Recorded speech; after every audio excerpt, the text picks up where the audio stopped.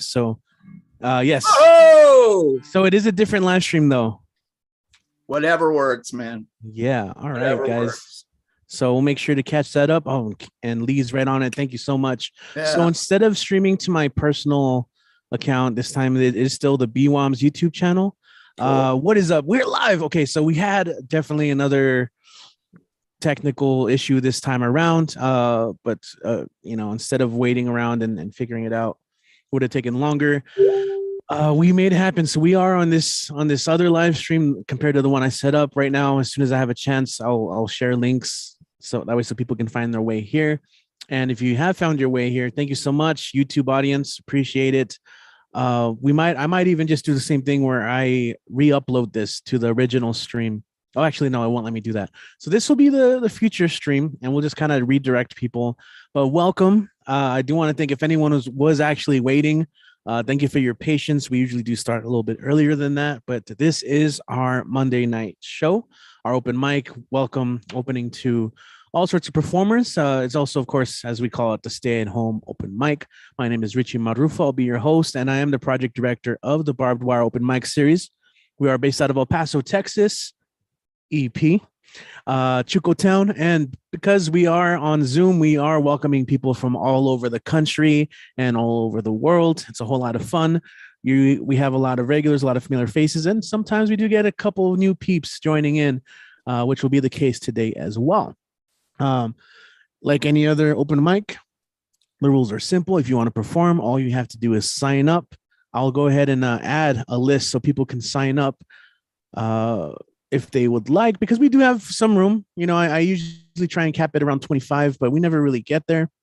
With that said, each performer gets about 5 to 7 minutes to do their thing. The list isn't as full, so we're a little more casual on that because I know some other spaces can be kind of tight with time. So we're just gonna if you have any longer pieces you'd like to share, you're more than welcome to do so. Poetry, music, comedy, whatever. In the past, I've also encouraged people to try dance, and people have. I am more than welcome to try and be a little bit more experimental in these shows. So the other thing is, it is a platform. We do have people tuning in and not only performing, but of course watching in on our YouTube channel. So I also encourage every performer to share the best way that the audience can follow them if they aren't already. So if you really love someone's work and just kind of want to keep up to date with what they have going on, maybe featured readings, publications, workshops that they run, or just to kind of keep track of social media, because a lot of our performers do some really cool things on social media, videos, sharing their poetry and cool artwork and stuff. So it's a whole lot of fun. So I'm gonna kind of be the captain of this ship, kind of introducing people along the way.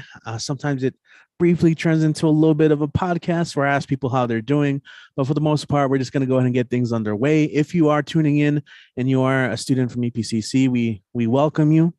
And let's go ahead and get things underway. Looking at the list here, I'm going to go ahead and make some room. We're going to travel a little up north and visit Denver. We're still in the same time zone, but let's go ahead and visit our friend here, Michael Sindler. All right, our own Lighthouse, and of course, he's got to give props to the Poets Lighthouse. Okay, go and take it away, Mike. Yeah, speaking of Lighthouse, all you people out there in YouTube, and for you newcomers too, who it's always great to have newcomers here at BWOMS. I do want to point out that lighthousewriters.org, which technically is here in Denver, but is on the internet, so it's here for everybody, is an incredible resource. It's a great place to take classes or events or all kinds of things.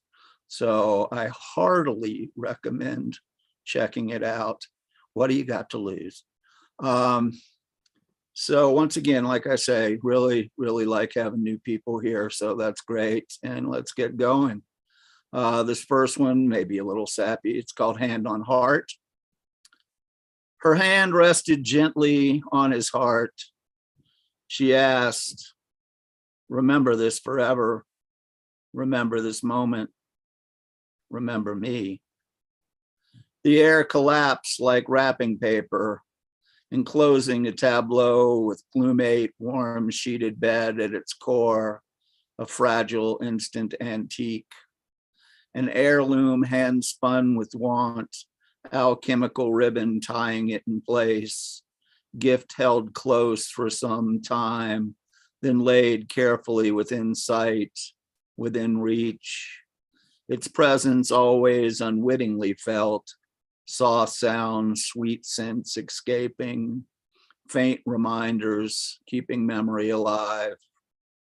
Dust and grit languidly layered up upon its surface, for some time brushed off, later left a pile like the tiny blanket on memorized mattress tucked away inside. Feeling this unseemly, rather than to whisk residue away, cash was transported into thicker, larger box, into a drawer, into a closet where no light found it, and its song and scent remained bound within walls of cedar. More memory boxes, some carefully placed, some heaped together in sacks, amassed and accumulated, slowly filling closet until one day, when door was opened, all fell, and the wondrous moment of its wrapping of remembrance was crushed along with thoughts mundane and sublime, all swept up and tossed away. Bare, dark closet mimicking barren mind, ravaged by age, no longer able to tell what was or what is from fantasy. And so that which was to last forever, hand on heart, never to be forgotten, found its way into oblivion. And this next one is a little less depressing. I know I say that on regular basis and it doesn't turn out to be, but this one is. It's called Felis Katus. My dreaded striped brother burns bright. Great Main planeswalker sleeps in sun. Jet black silent stalker embodies night. I rule the rooms of compliant beings, more than willing to bend my will. I demand and they mindlessly obey. Run sharp tooth blade round canned prey, saving me the effort of the hunt, captive to my wavering, petulant desires. They clear away my sandy excrement. They lay bare their laps to be my throne. My scent mark announces they are owned. I command the method of massage, deviation gets my claw. I rest where I wish, but love the cubic cardboard best. Beyond glass, birds and squirrels taunt, but what I have is more than they could dare to dream of or desire to possess. My larger siblings of forest, of jungle, or of savanna cannot hope to be as proud, as majestic and undisputed rulers as I am. Only the stupid dog disrupts my plan. And I will put on the hat, because of course I will. And I will do another of the great modern lyric poets, who I don't do as often as I do some of my other faves, Mr. Cohen. And this is First We Take Manhattan. They sentenced me to 20 years of boredom for trying to change the system from within. I'm coming now. I'm coming to reward them. First we take Manhattan, then we take Berlin. I'm guided by a signal in the heavens. I'm guided by this birthmark on my skin. I'm guided by the beauty of our weapons. First we take Manhattan, then we take Berlin. I'd really like to live beside you, baby. I love your body and your spirit and your clothes, but You see that line there moving through the station? I told you I was one of those.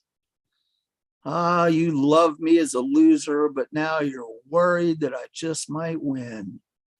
You know the way to stop me, but you don't have the discipline. How many nights I prayed for this to let my work begin. First we take Manhattan, then we take Berlin. I don't like your fashion business, mister. I don't like those drugs that keep you thin. I don't like what happened to my sister. First we take Manhattan, then we take Berlin. I'd really like to live beside you, baby. And I thank you for those items that you sent me. The monkey and the plywood violin. I practiced every night. Now I'm ready. First we take Manhattan, then we take Berlin. I'm guided. Ah, remember me. I used to live for music. Remember me. I brought your groceries in. Well, it's Father's Day and everybody's wounded. First we take Manhattan, then we take Berlin. Okay, thank y'all. Awesome, man. Here I was clapping on mute. I guess I'm getting rusty, man. As always, thank you, Michael Sindler. Again, show some love to Lighthouse writers. Check them out. We'll share that as well. Thanks for everyone tuning in. Thanks for tuning into the new live stream. And as always, these shows are archived. So if you are watching this after the fact, it's not live. We still thank you for tuning in. If you look on the comments, you might see timestamps provided by Kit Wren, Mr. Monday Night. He'll be performing as well. So thank you, Michael. As always, a commanding performance. It's always great to see what you choose for the cover poem as well. If you guys are new or for the uninitiated, a little tradition we have here is the cover poem. So as Kit likes to say, if musicians can cover songs, then poets can cover other poems or other writers and sometimes lyrics. So you guys are more than welcome to share stuff. Let's go ahead and keep going. We're going to go from Denver to Pittsburgh. So we're going to be traveling a little forward in time. It's a little later in the night there. And as always, if someone types something really cool or something worth mentioning in the sheet, I'm going to read a bio. So our next performer mentions in their bio and then little fun facts. My middle name means famous elf and is the middle name of every eldest child assigned female at birth in each generation going back as far as we know. My last name means the vicious and dates back to BCE Ireland. When I compare myself to a goblin, it is with full awareness of my likely faithful, but oops, not the nice kind ancestry. Without further ado, ladies, gents, beautiful enemies, let's go ahead and welcome Vale Larkin to the stage. What's up, Vale? I want you to know that's like the 12th time I've written a silly bio and the first time you've actually read one. I thought I was safe now.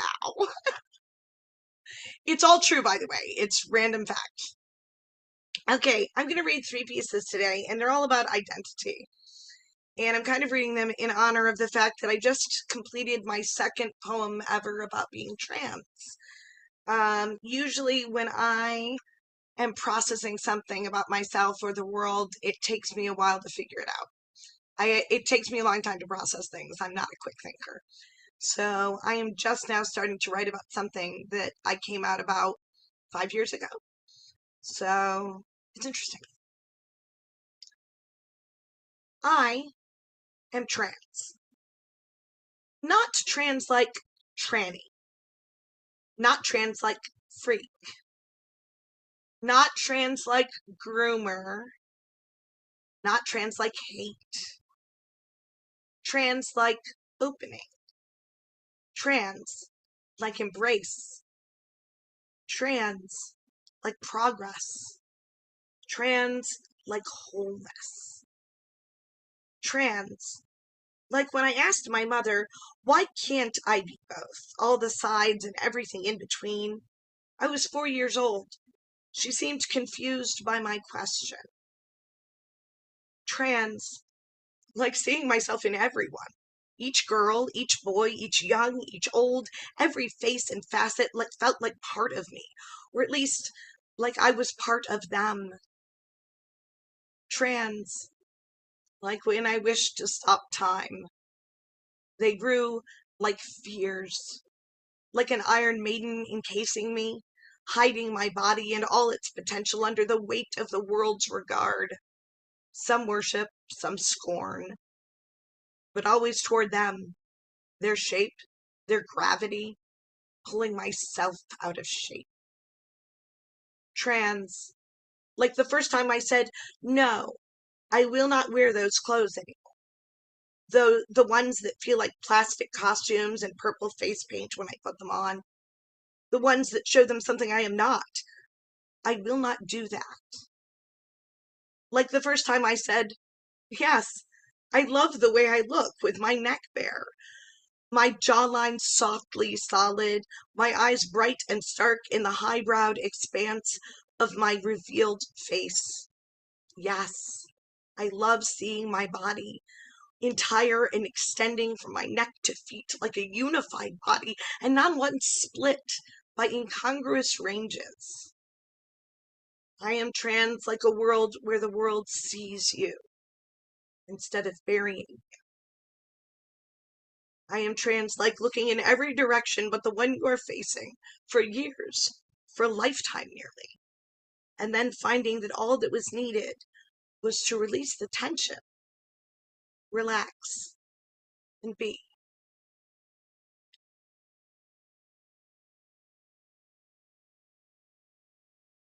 And this next one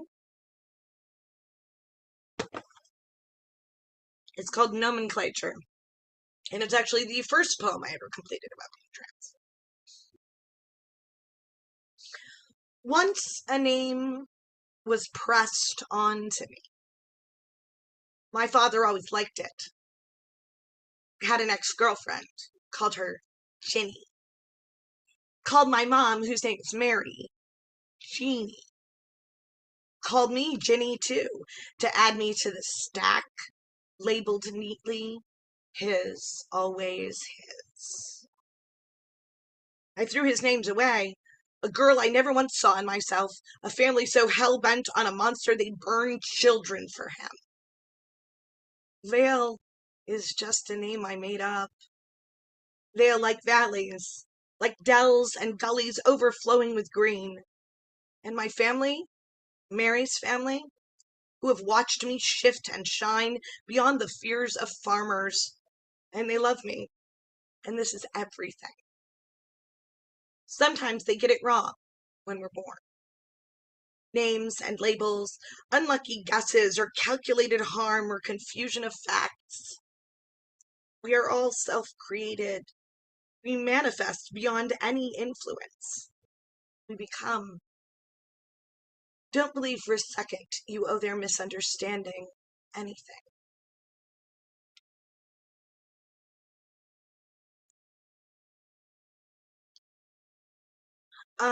In this last piece, is this too long? I was not prepared for how long the first one was. Are we good? Okay. This is actually about another facet of my identities, is I am a dissociated system, which means I have multiple personas in my head. It's what used to be known as multiple personality disorder, but I can assure you that it is nothing at all like what you see in the movies. This is called Introduction to the System. And this is basically a list of the parts I knew about when I wrote this. The CPU. It is not, but each word belongs to it. Our faces, every outward shift. Alone, we are chaos in full view, and all our voices know. It is a mask and a bastion. Lily. She holds out both hands and sings, shouts, moans out, "Come with me, and oh, what bright acting depths we will explore together. I will show you. Watch me dance and fear to follow." Demon. It stands, blazing, and every single fearsome foe who might seek to break us deeper and even more irretrievably, burned away by pyroclastic words. Daniel. The moment of brilliance, unending, limitless, overpowering in its completeness. The instant after the spotlight goes out.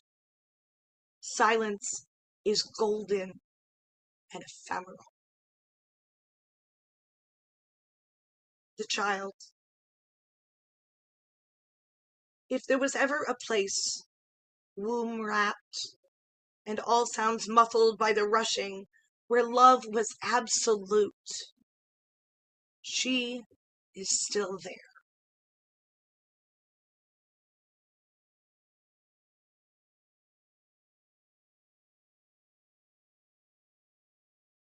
All right, awesome. I was wrestling with my own mute button once again. Vale Larkin, everyone. So for the uninitiated, I don't know why I've used that twice today already, but if you want to share any links to social media, any projects you have going on that people can follow your work, that'd be cool, and we'll share that. Yeah, you can follow me on IG Vale Larkin, all one word, or Twitter Larkin Vale, all one word.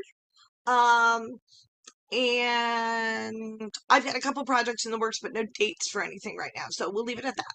Thanks. All right, right on. Loved. That was a wonderful set of poems, and yes, looking forward to reliving those as well when we have our stream uploaded. Okay, cool. Shout out to everyone right now watching us on live stream. Once again, welcome to the Stay at Home Open Mic. We're gonna go ahead and move from Pittsburgh and visit our friend in the Bronx in New York City. It's kind of been a while since he's been here, so I thought I'd get him on. Let me go ahead and make sure that his sharing option is available. Awesome. So let's go ahead and welcome the one, the only Mark Thompson. Good to see you, my friends. Welcome back to the show. Thank you. Good to see you guys as well. And yeah, you know that I never perform on open mics, but then I got tricked, like a few people didn't show up in the beginning, like, anyone else wants to sign up from the audience, and then they all came, It's like, so, yeah, but all right, I guess I'll give it a try. So I'm gonna do something a little silly, little fun. Some of you may have seen it at another open mic that I've done, but I just love to do this again. These are all original. Oh, I'm sorry. So a few weeks ago, last month, I went to the across the river from New York City to the New Jersey Hot Air Balloon Festival. And I took photographs there. So, and I wrote a poem about that. All the photos that you're going to see are taken by yours truly, except for the last one. I'm in it. That one my sister took because I don't know how to hold my own for the selfie and all that stuff though. So here we go. I'm going to see if that comes up. Yes, it does. And all right. And here comes my poem. Let me make sure my microphone is up. Okay. Clouds forming just a bit below the blue, greeting us and the balloons. What a view. Are you ready to put a smile on us? Are you ready to ascend? All good to go. Lift up high to the God's end. And there we go, the first one, the brave one. What a devotion. Indeed, the Wonder Bread, great promotion. Great view, fly away, bread, fly away. Don't forget us. We wish you a good day. There goes the next, ready to fly into the sun, not to be outdone. Oh no, is it not too hot? Oh no, it better be not. Here we go. But thank the Lord, it passed the hot fireball. It continues to fly. There is no shortfall.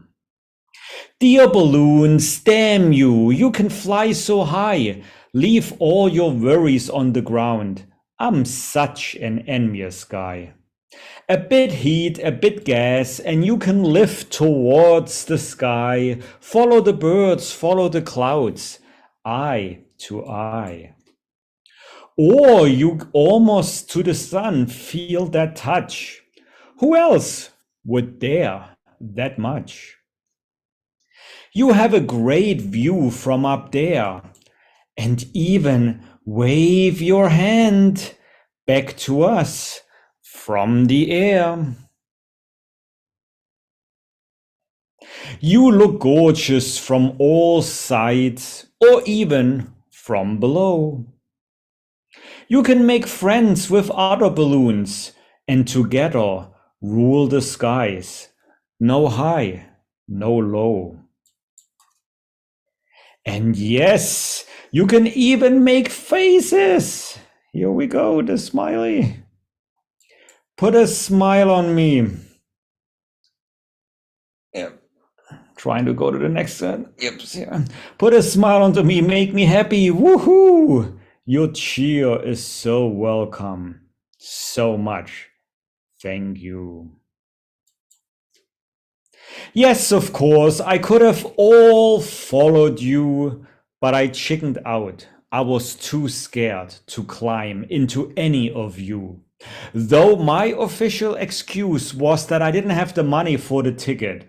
What a screw. But that's okay. I will continue to watch you from the grass. I'll wave you farewell and maybe I'll have a glass. I know somewhere you will have to land again. I'm sure our paths will cross on some lane. So farewell, adieu, auf Wiedersehen. Hot air balloons until next year. Say hi from me to the stars. And please watch out for the rain. The end. That's it. That was awesome, Ron. Yeah, that was true to word. It was fun. Great. Liked it. You even included the smiley balloon, as you always had your smileys with you. So Ron, I know you're a pretty busy guy. You got the Bronx Star and Fun Hub, and you produce shows with Neo Rican Cafe. So people who want to just kind of keep up with you and your stuff, how can they do this? How can they do so? Thank you. Yeah, and when I saw that smiley balloon, I'm like, that's just like me. What a cute smiley balloon. My heart melted when I saw that one, so that was so cute, But yeah, maybe next year I'll dare going actually in them, and then I can give you photos from the view up there, but I'll see how much courage I have. So yes, I'll put that in the chat. You can find me at Mark Thompson on social media. My organization Bronx Art and Fun Up at BXAFH. I'll have a few programs coming up in the next week, I think so. We have a regular writing program, photo circle meetups. And before I forgot it at another open mic earlier today. Next week, I will be guest hosting Finn Bell's Fincabularies Lou Sync online karaoke, and the theme will be end of summer songs. And we will also add a little bit trivia games in between. The next few days, I'll prepare myself for this, because when Finn started doing that 2 months ago, the karaoke she's been doing since last year, but 2 months ago we added a little bit trivia, a little bit games in between, and that just made karaoke. It was already great. It made it even greater. So come for that next Tuesday, the 30th of August at 9 p.m. Eastern time, 6 p.m. Pacific time. I'll put Finn or I will put the Eventbrite into the chat so you can sign up. And yeah, New Rican Poets Cafe, I do produce some events there. We just had a wonderful in-person block party this past Saturday. We will be doing our regular slam poetry. There is a documentary showing this Saturday. If you happen to be in New York City, you can show up for this. I'll put that in the chat. Thank you, Finn Bell, for putting the Eventbrite for Loose Links Karaoke. And last but not least, New York City Poetry Festival. I know Richie, you know, wanted to come so badly, but, you know, he is so busy with his other endeavors, you know, but he promised us next year, Kid and you will come, you know, so please show up. September 10th and 11th, New York City Poetry Festival, Bronx Art and Fun Hub will be one of the vendors there. On Saturday, on the 10th, we have a performance, 30 minutes, and just hang out there, meet other poets if you're in town. If not, you know, hope to see you some other time. Thank you again, BWOMS. You know, I know I usually don't perform that much. It's always a pleasure to listen to everyone, but as I said, I got tricked today, so you got a hot air balloon poem from me. Thank you, guys. What I kind always of look forward to hearing you. Absolutely. I agree with Mike there. Yeah. No, I had to invoke my trickster spirit. You know what I'm saying? It's rare when Ron offers to read. And also I want to give a shout out to Ron because, again, when he isn't reading, sometimes he'll be here in the Zoom chat listening or even just have the live stream. Then he's there in the live chat saying hello. So I got to give props to everyone who does just listen and support. I mean, Andres always does so. I saw you right now in the live chat. Serene Poems. Check her out on Instagram. Follow some of her stuff. I know she performs as well, and she's supporting tonight. Yeah, I got to show some love to where there's love to be given, right? All right, so let's go ahead and keep going. True to the sign up form, I'm going to go ahead and read out the stuff that has been filled out. So you guys are more than welcome to fill it out how you'd like, and I will read it. Can you believe that they offer a rabbi degree at Liberty University? According to our next performer, this is the case who's checking out his new dorm room. He signed up to sing opera, and now I'm going to be kind of disappointed if he doesn't. Either way, his poems are awesome. Let's go ahead and welcome to the stage, Generalissimo Brian Franco. What's going on, man? Brian, I see you. Are you? Yeah, I'm here. Wave food, he'll come. Unfortunately, I'm having throat problems, so I can't sing in the opera tonight. But you know, maybe next week. I do have a brand new poem I've never read anywhere, and it's actually for a 9/11 event. So it's called "It Was Just as Tragic in Black and White." Robert W. Smith III was a Vietnam vet who lived in a room directly above me in a rooming house in Portland, Maine. It was a Tuesday. It was sometime after 8:46 a.m. Rob was banging on my door. I woke and slogged to the door. He was screaming about how they just crashed a plane into the World Trade Center. It didn't sound true. I needed to brush my teeth. Come up and watch my TV. I didn't have a TV. I followed him. His TV was an old school 13-inch black and white model with rabbit ears. On the screen was a plane hitting the side of one of the towers. It looked like CGI special effects in a summer movie. The scene was on a loop that would last for days. The scene was on a loop like the Challenger explosion when I was a sophomore in college. September 11th was the 21st century's Pearl Harbor, except civilians were the targets and terrorists used passenger planes instead of warplanes. As I watched the planes take down the towers on Rob's TV, I thought about when I was 14 and took an elevator to the top with my parents, brother Alan, and Uncle Sam. I thought about the times I stood outside the towers when I lived in New York. I thought they looked like two really tall, shiny square skyscrapers, nothing more. Now there's a fancy monumental hole in the ground and another building just as tall, 50 feet away from the original location that serves as an observation deck and tourist trap. Rob now resides in the Veterans Cemetery on a hill in the shade of a centuries-old oak tree in Johnson City, Tennessee. He had a 21-gun salute at his funeral. His grave is in the exact parallel spot, one row behind a close friend who lived directly downstairs from his Johnson City veteran apartment. His sister thought that was a strange, happy twist of fate. Unlike the over 2,753 souls buried together in the concrete, steel, office furniture, staplers, and incinerated airplanes, whose fates were blown up and burnt to smithereens on September 11th, 2001. And I'll just do one more piece. That is a new poem. If I can find it again. do this shorter poem. It's called Why People Greet Me with Gesundheit instead of hello. Every once in a while, I feel a tear on the outside corner of each eye decide to not drop. There are synchronized swimmers at opposite ends of a pool who decide to walk away from a show rather than dive in. It's like when a sneeze that has my nostrils itchy never comes to fruition. I can feel worn out, let down, and relieved at the same time when anticipation refuses me a drop of ketchup from a bottle that enjoys being spanked. Both the tears and the sneeze are my body making physiological decisions to conserve resources for more urgent future events. I realistically realize that the reality of my potential as a synchronized swimmer is hampered by lack of athletic prowess, swimming skills, and no sense of timing. Then again, I can cry like a summer afternoon in Alabama and blow the roof off any house with a single sneeze. Thank you, everyone. Awesome. Thank you, Brian. And I see there that you already added your links and stuff. Is there anything they'd like to mention out loud on the stream right now? No, my next Cafe Journalismo is Monday. I think it's Monday the 5th. And then on Wednesday the 7th, I'm doing a 10-minute feature for Great Weather for Media.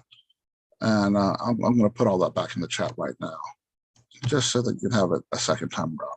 And gracias, Richie, gracias, Kid, and of course, gracias, Robin, for giving us Kid. Always worth mentioning. Yes, indeed. Thank you. That's Brian Franco, everyone. Links are there. Also on the YouTube live stream, I already shared those links. So he posted them on the Zoom chat again. All right. And check out, if you have a chance, Cafe Generalissimo. It's his during the day open mic, and it's, of course, East Coast time. I'll repost that information as well for you guys who might be interested in joining. All righty then. So you already heard her name dropped. It was nice to see her this past Wednesday at Donna Snyder's book release for As Meaningful as Any Other from Gutter Snob Books. And, as always, she always brings some great pieces to these shows. I heard she did another phenomenal workshop at Tumblewords recently. Let's go ahead and welcome back to the stage, Robin Schofield, El Paso, Texas. What's up, Robin? Hey, Richie. Hey, everybody. What's going on?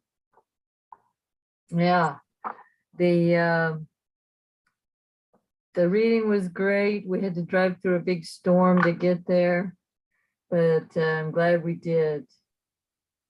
What else? Yeah, I'm going to do another Tumblewords workshop this Saturday. Again, the Radical Amazement of Rainer Maria Rilke. And it's just, if you didn't go to the first one, don't worry. It's a standalone workshop. And we're going to be doing 3 or 4 of the sonnets to Orpheus, if you know Rilke's work. Okay, so I've got 3 kind of newish. They were pre-pandemic poems, but they're kind of new to me in that I haven't worked on them very much. And did you know there's a town in Pennsylvania called King of Prussia? So that's pretty cool. So I had to write a poem about that. Steady rain for months now that it's June, and the Pennsylvania master gardeners are all worried about root rot. I think no one lives in King of Prussia, Pennsylvania.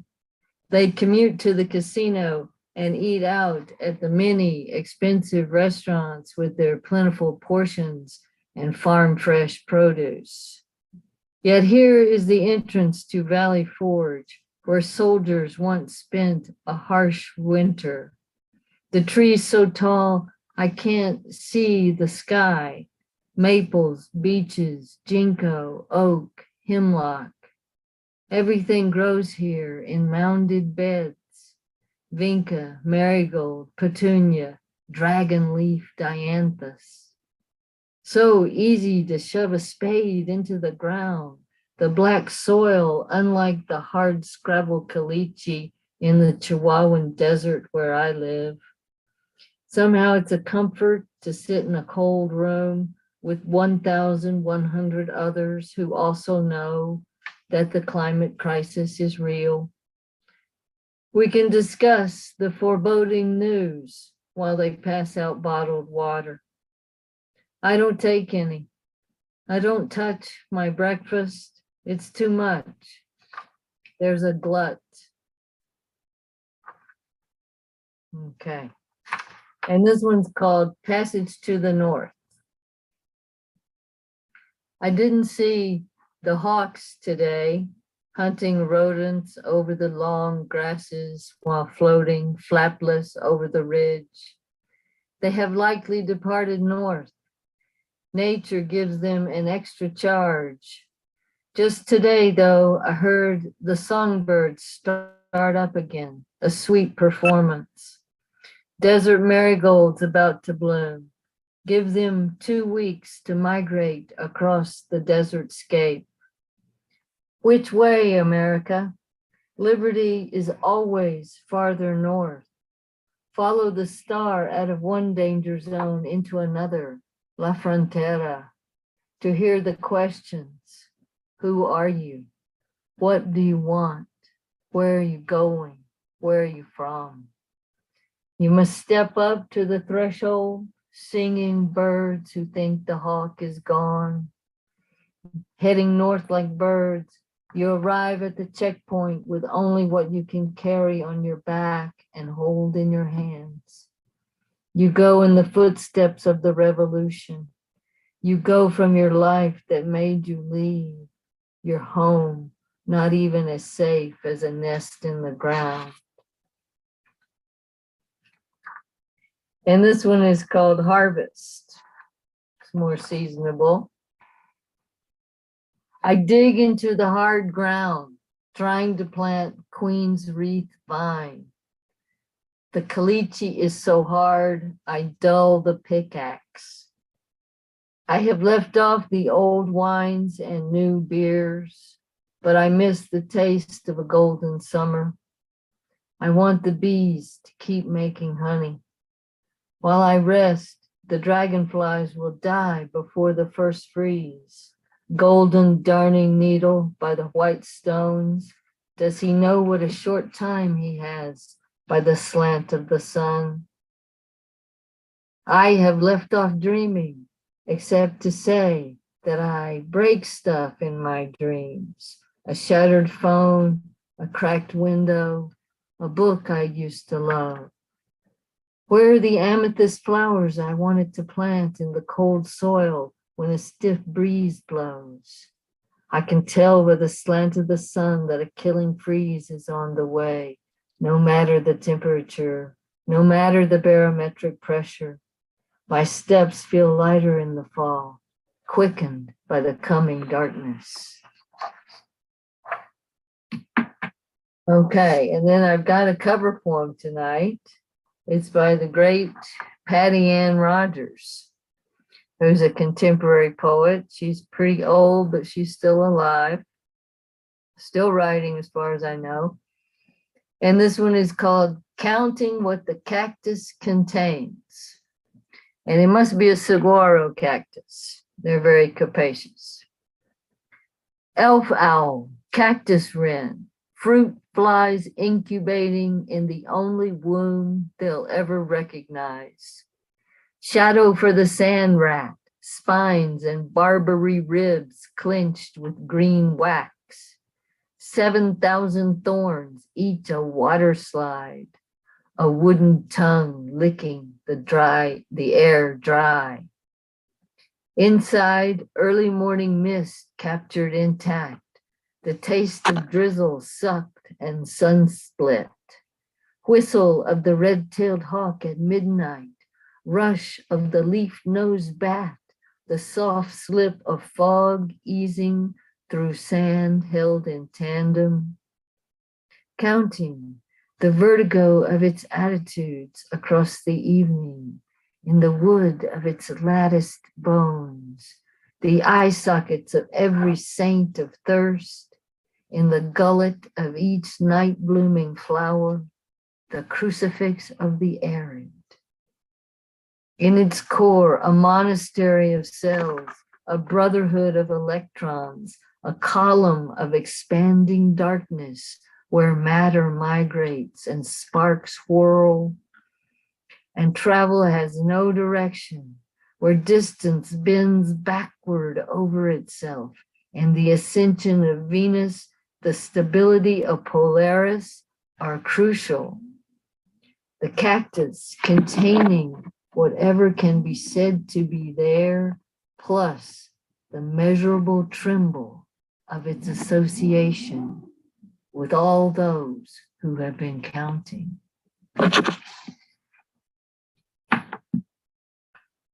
Patty Ann Rogers is a great naturalist and poet and, kind of a theologian as well.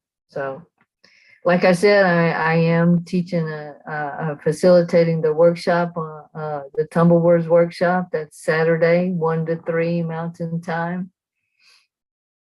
And it'll be on Roka. It'll be fun, I hope. And you'll learn for Roka.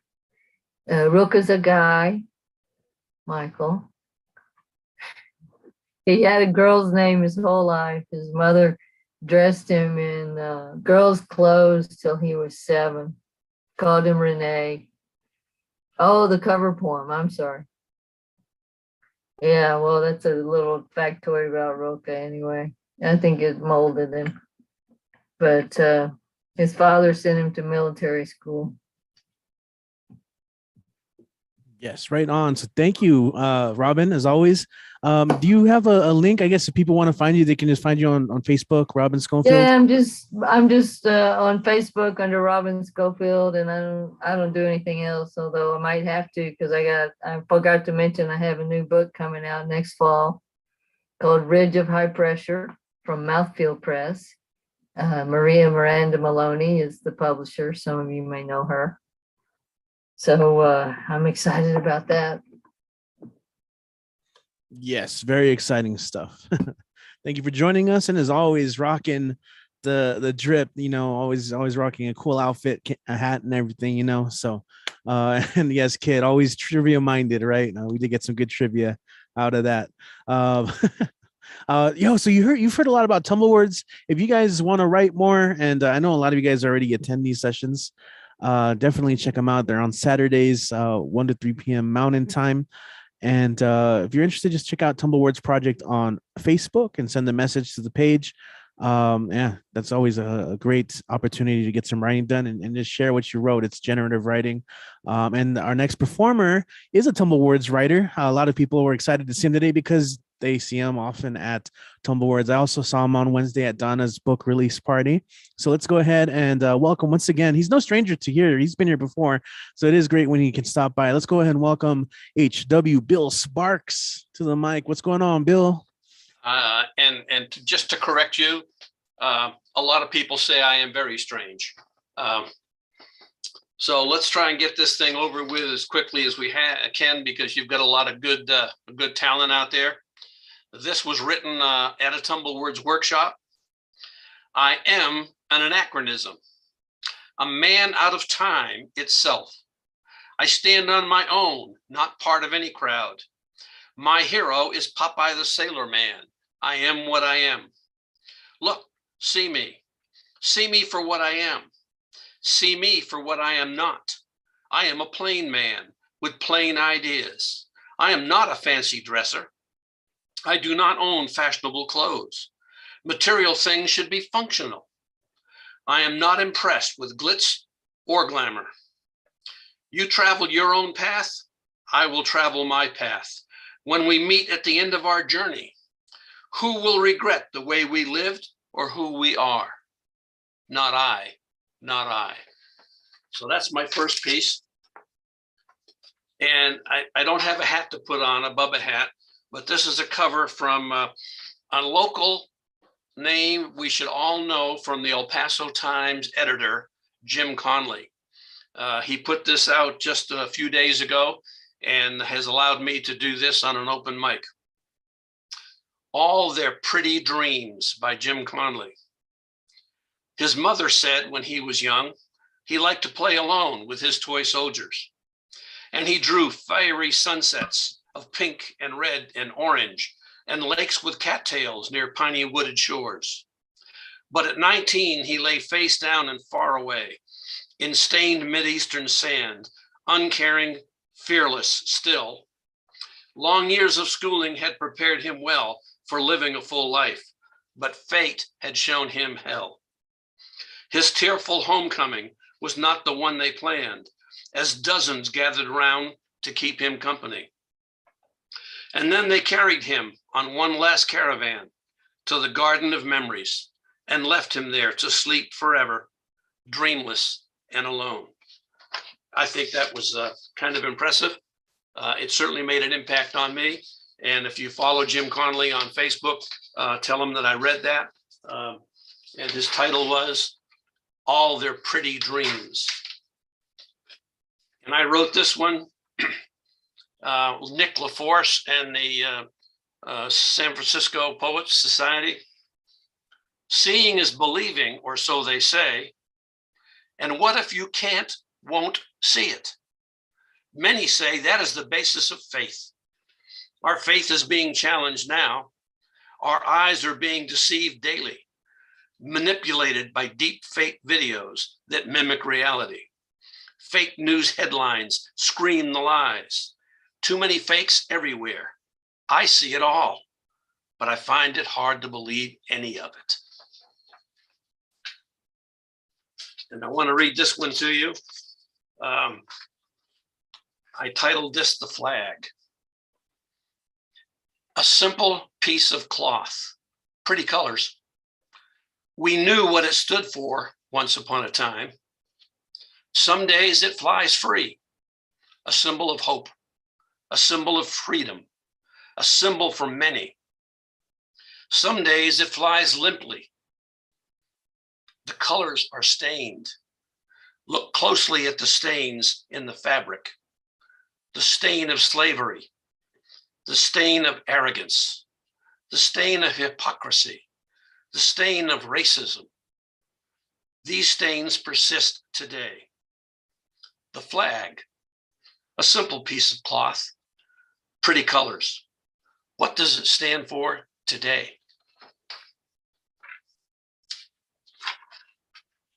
And then if we have time here,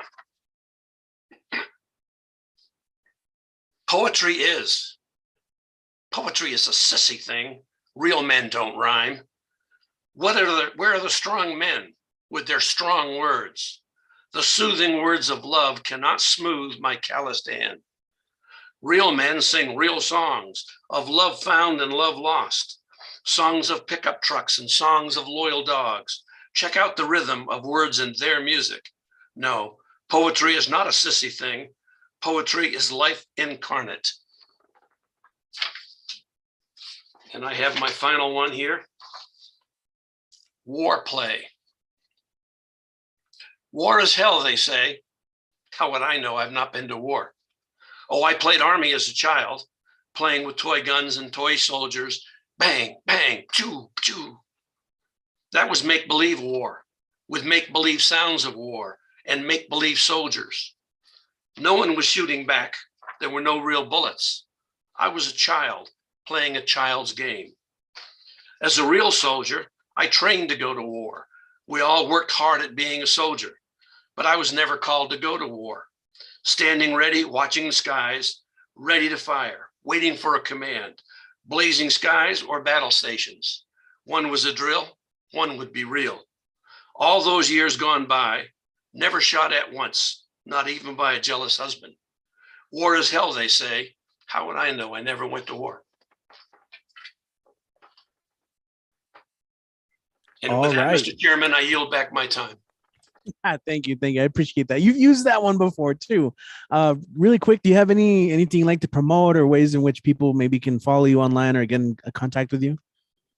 Well, God forbid they should be interested. They can go to Facebook, Bill Sparks.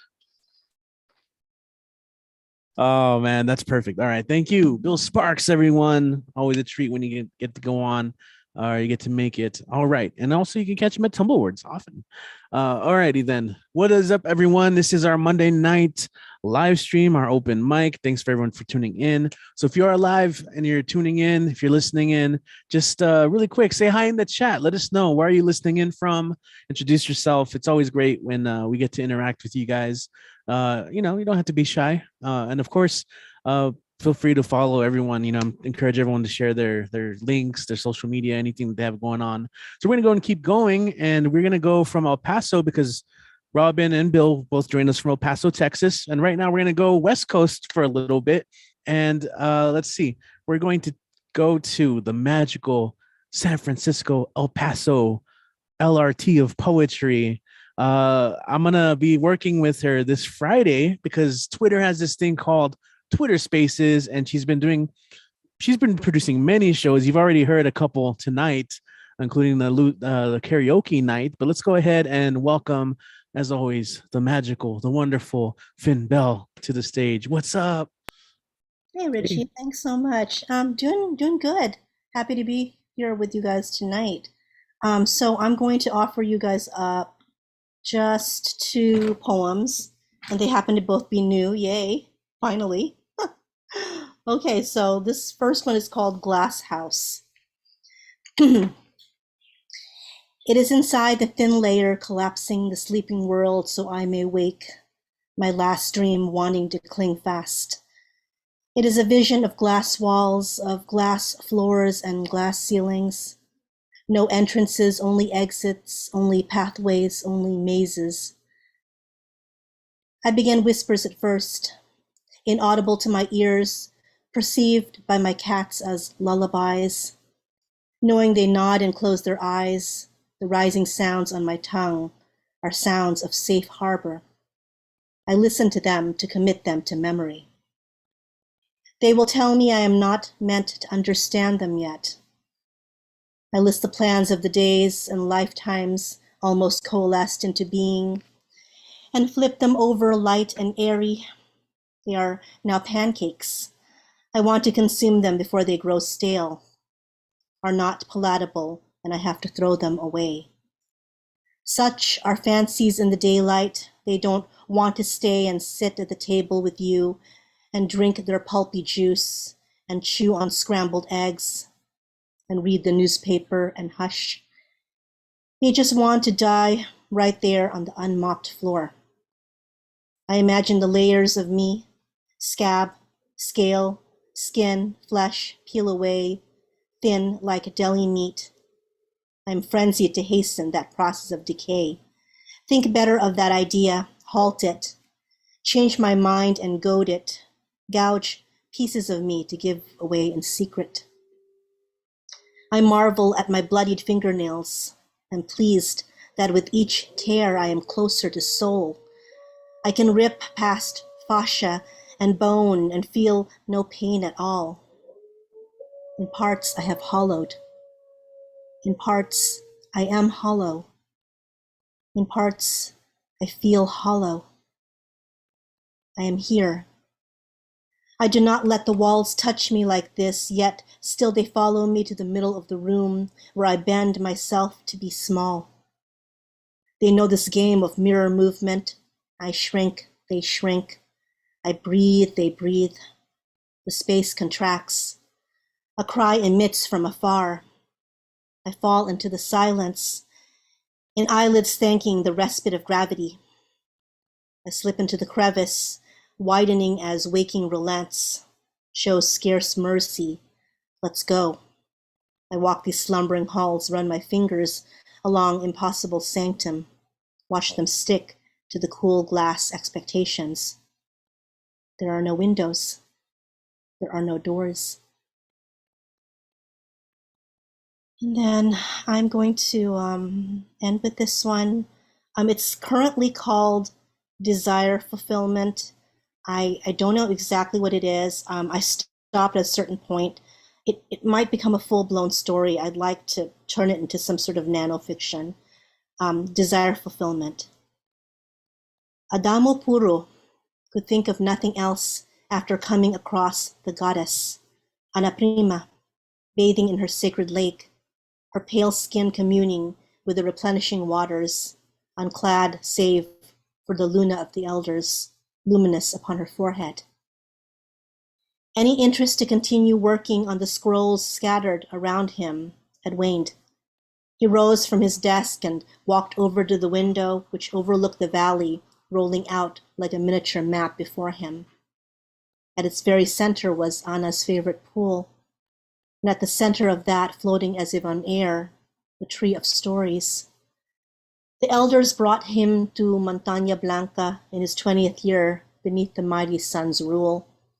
He was to forsake his earthly life and fulfill the destiny the constellations had laid out for him. He had been entrusted with the task of faithfully committing to his scrolls the vision of the keeper of secrets, the oracle who received histories and tales from the tree of stories. The tree in all her dazzling beauty filled Adamo with a sense of dread and anxiety from the first moment he beheld it. But he kept these thoughts and feelings to himself. Save for the sage elders, the tree was the most venerated entity in the realm.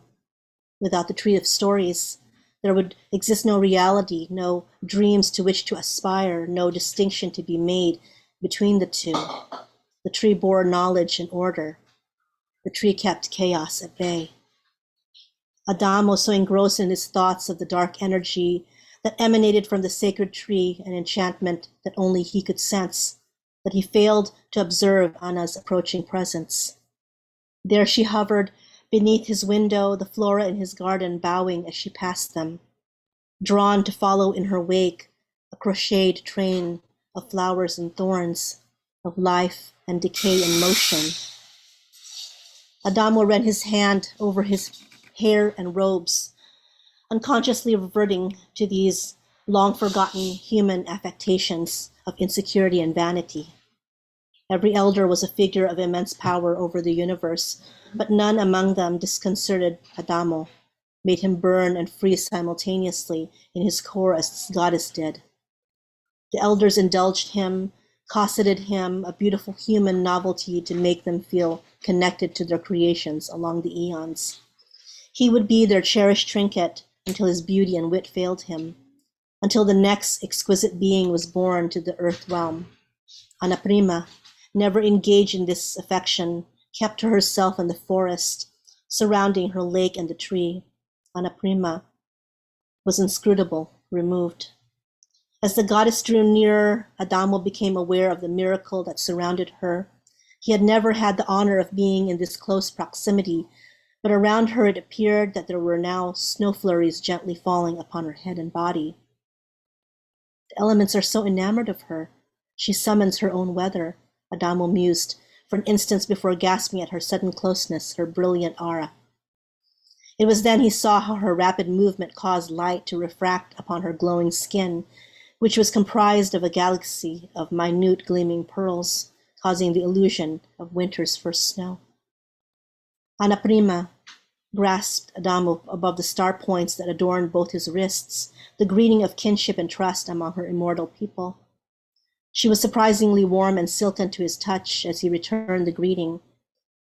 Her scent enveloped him, wild jasminum sambak on a midsummer day.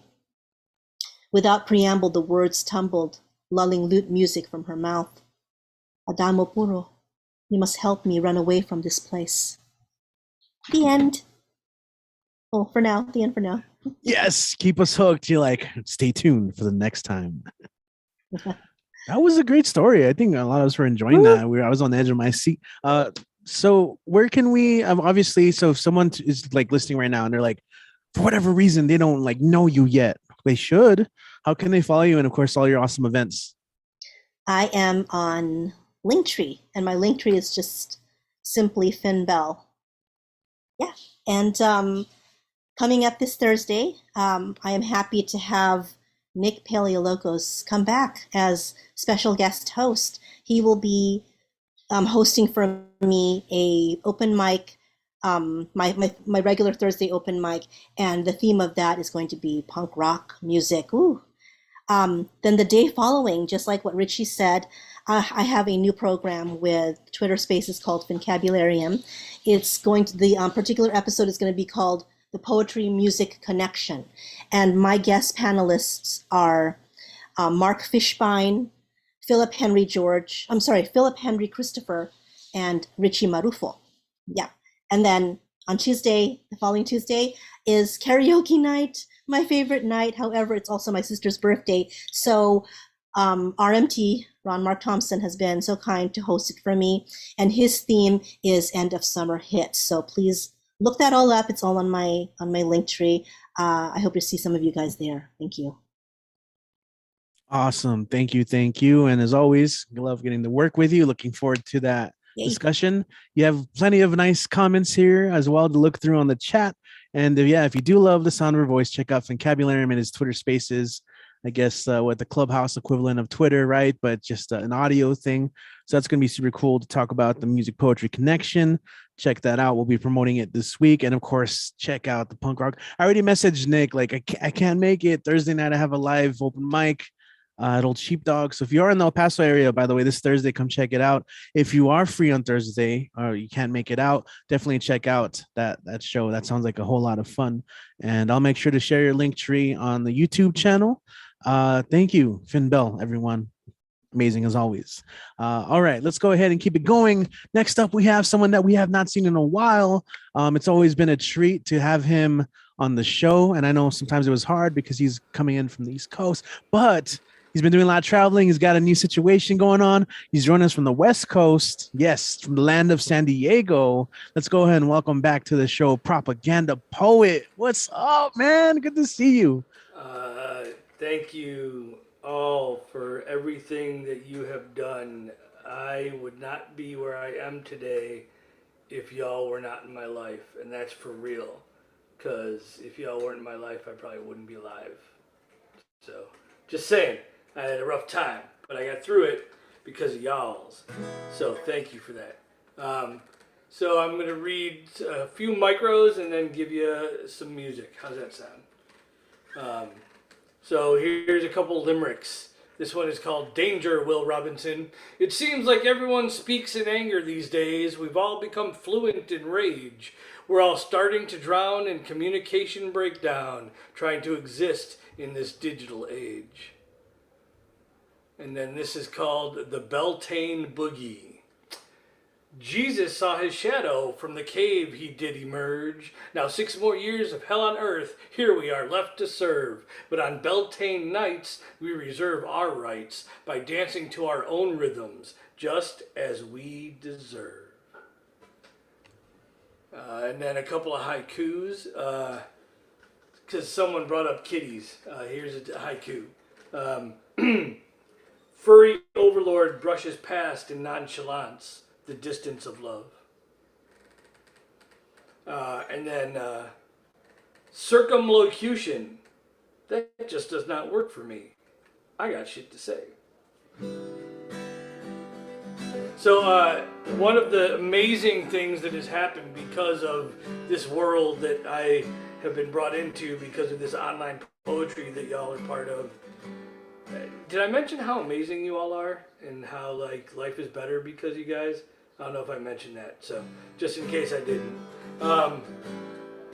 I got to share the stage on Saturday, like the actual real stage with Stacy Artist Dyson. And if y'all ever get the chance to see that woman live and in person, you must do so.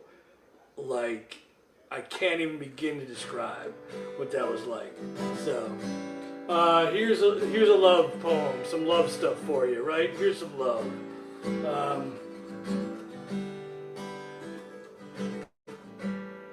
It's red flags at night.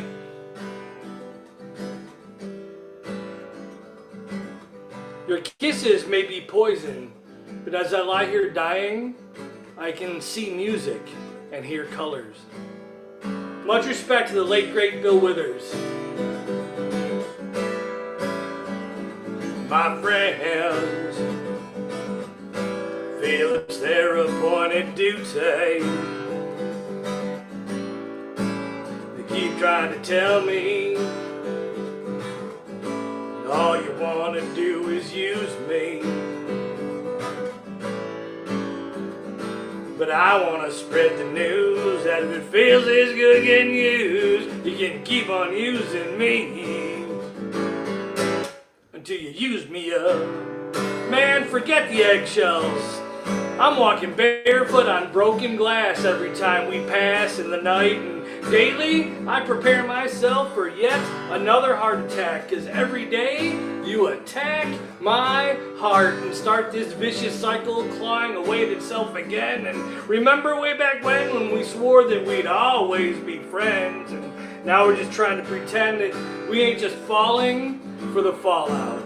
Residual sex effect takes a stranglehold grip over the entire situation. Perpetual manipulation like a blanket of night, extinguishing the light, turning our tunnel of love into just another blackout. My brother sent me right down and he talked to me. He tried to tell me that I ought to not let you just walk on me. And I'm sure he meant well, but when that talk was through, I said, brother, if you only knew, you'd wish you were in my shoes. You can keep on using me until you use me up.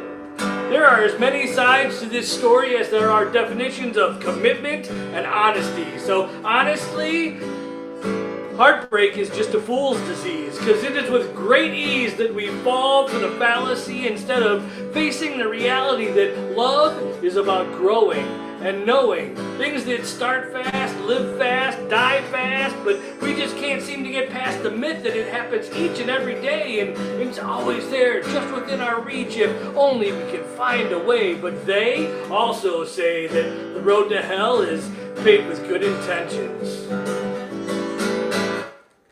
Sometimes you really do abuse me. Get me in a room of high-class people, and you act real cruel to me. But oh baby, baby, baby, baby, when you love me I can't get enough. And I wanna spread the news that if it feels as good getting used, you can keep on using me until you use me up. So the way I see it, this is really all just a big old crock of shit, because if we take a good hard look at this, we'll see that we actually create our own fantasies, and that road is really just paved with our own selfish needs to feed ourselves. Thusly, we create our own personal hells. So fuck these eggshells. I gotta face the facts that pretty soon this is all just gonna be in the past, and all these painful memories and all these self-medicating remedies will only serve to remind me that it's the scars, not the pain, that lasts. Talk about using people, it all depends on what you do. You see, it ain't so bad the way you're using me, cause I sure am using you to do the things you do.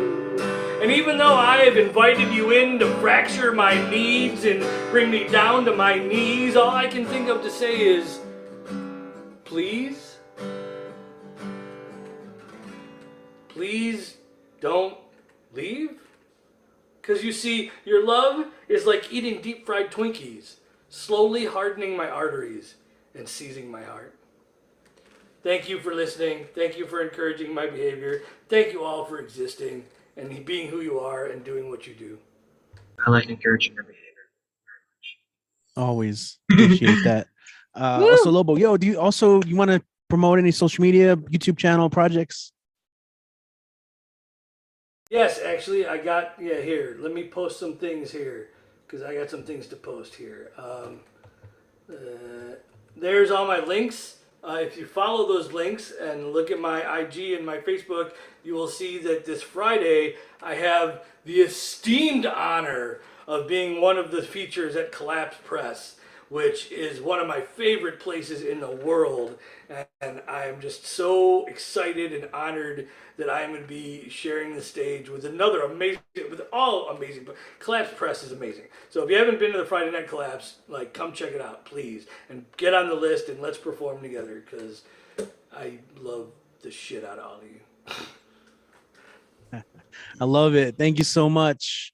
Propaganda Port, everyone. Go check out those links if you haven't had a chance to already, if you're just tuning in. What is up, everyone? We got online open mic. We still got performers to go, so stick around, sit tight.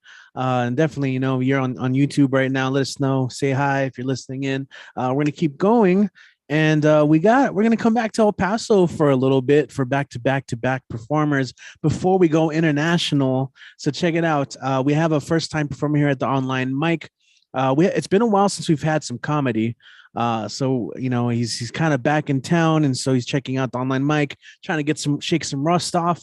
So let's go ahead and welcome to this online space. Let's hear it from Mark Anthony. Welcome, man. Go ahead and take it away. I'm gonna give you about like 5 minutes or so, you know, if you want to time it, but I'll kind of keep track as well. Go for it. All right, just a little bit about myself, guys. I'm originally from California. I just moved to Texas. I can tell you that if you're thinking about moving to Texas, yeah, just tell people you're from Texas. They're not too fond of us coming out here. Yeah, I used to drink a lot. I was drinking a lot before I came out here. I'm talking about like a bottle of whiskey, a 6-pack before I went to bed. I thought I was drinking an obscene amount of alcohol. Here in Texas, they just call it lunch. So pretty much everybody gets that little alter ego when they drink. You're either the super loving guy that just goes up to everybody and tells them how much they mean to you, or you're the runaway, just disappears in the middle of the night, and all your friends are looking for you and they find you barefoot with a pack of chicken strips. That's my brother-in-law. Or you're the thief, you're the professional thief, like the normal guy that just does everything right throughout the day, but then once they get a little bit of liquor in them, then they just want to do a bunch of illegal stuff. You get back in the car with them, they're pulling stuff out of their pants like they're a master thief. And it's never anything valuable. It's never like jewelry, money, or anything like that. They're like, check it out, bro. I got some coasters. I got some silverware. We can flip this. But for me, I was an angry drunk. I know I don't look like an angry drunk. I don't look like somebody that's trying to get into bar fights. I look more like a member of the Amish Mafia. But I swear, I was aggressive as hell. The worst part about being as an angry drunk is that no one tells you. No one lets you know that you're not the fun drunk. They just give you little subtle hints like, you need help, this is an intervention, and you just can't get it. And I never really believed them until recently. I actually got into a fight in a drive-through. So I pull up, waiting for my order, check it. They gave me a burger and some fries. I was super confused. So I start cussing the guy out. He's cussing me out. I tell him to get a real job. He jumps out of the window. You know, we're getting it. So I'm not going to tell you guys who won because I'm not a douchebag. It was me. I won.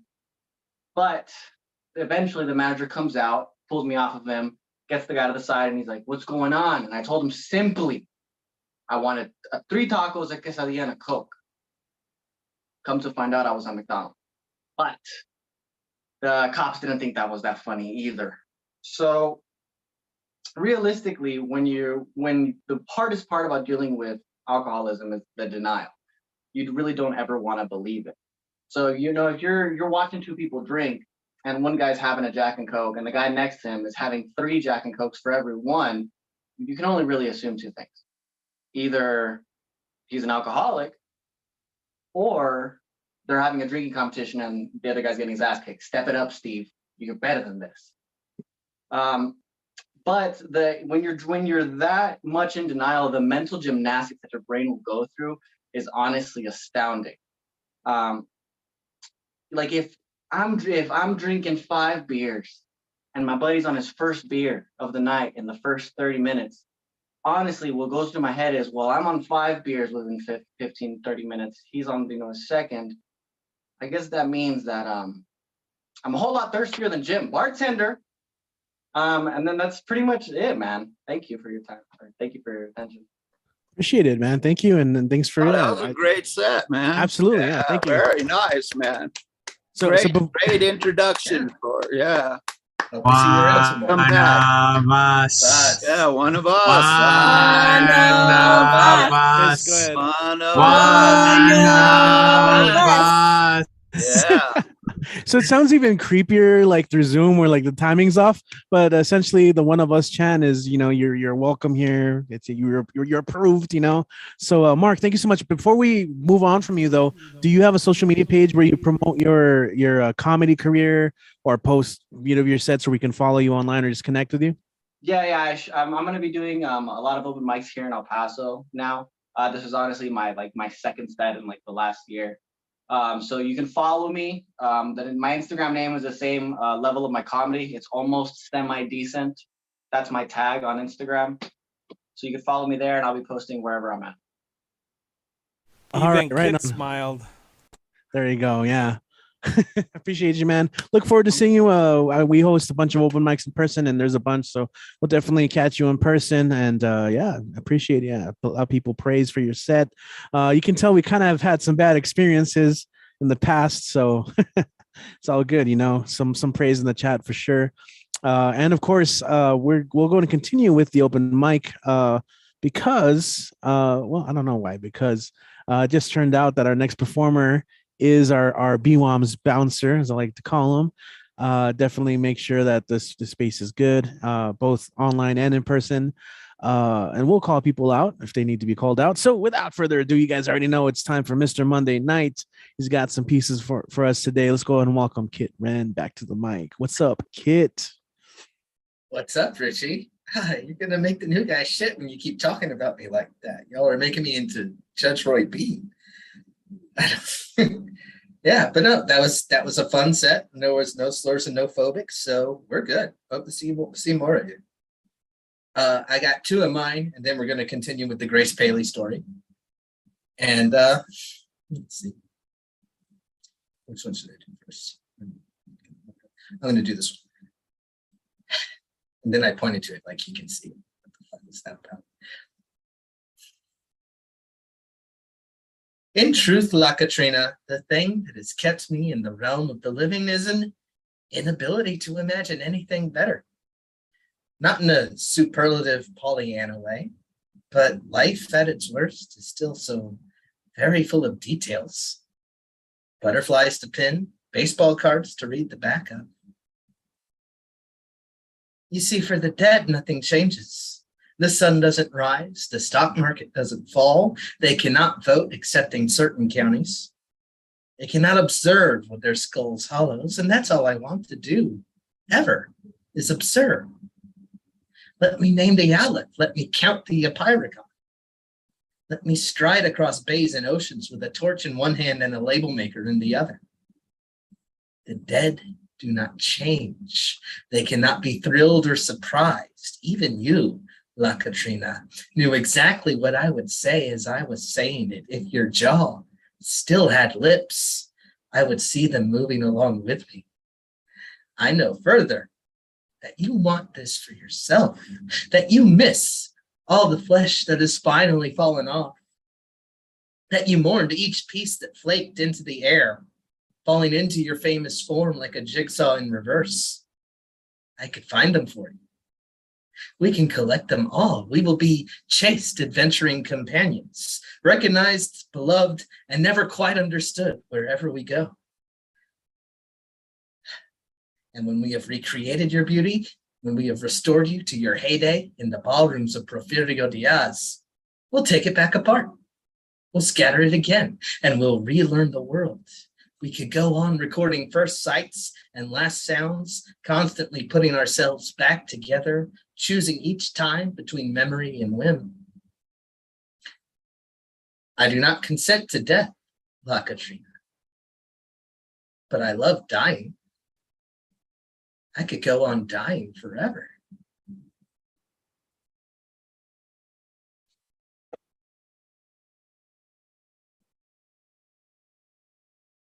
And let's see. And this one's new.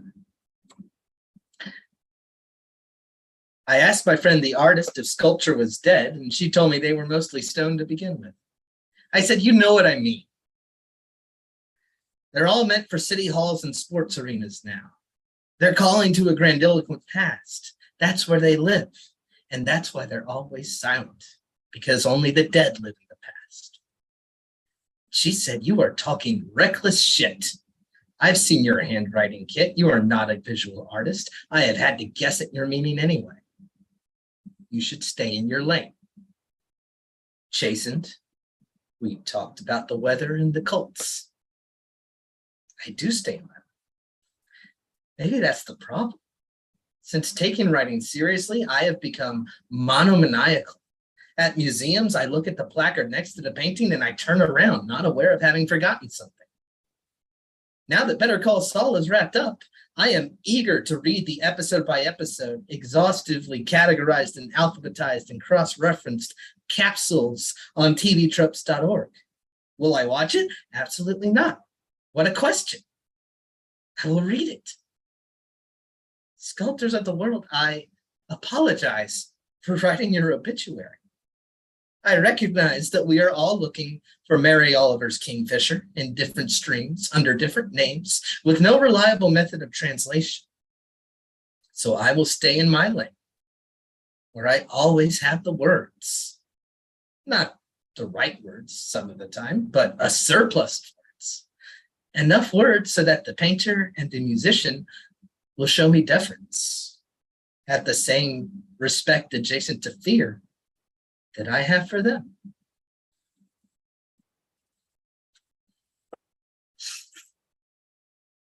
Okay, and so part 3 of a planned 4 of My Father Addresses Me. This is the cover short story. Been doing this one in installments the last couple weeks. This is once again from My Father Addresses Me on the Facts of Old Age by Grace Paley. Then one day, my father surprised me. He said he wanted to talk a little, but not too much, about love or sex or whatever it's called. It's troubling persistence. He said that might happen to me too eventually. It should not be such a surprise. Then, a little accusingly, after all, I've been a man alone for many years. Did you ever think about that? Maybe I suffered. Did it even enter your mind?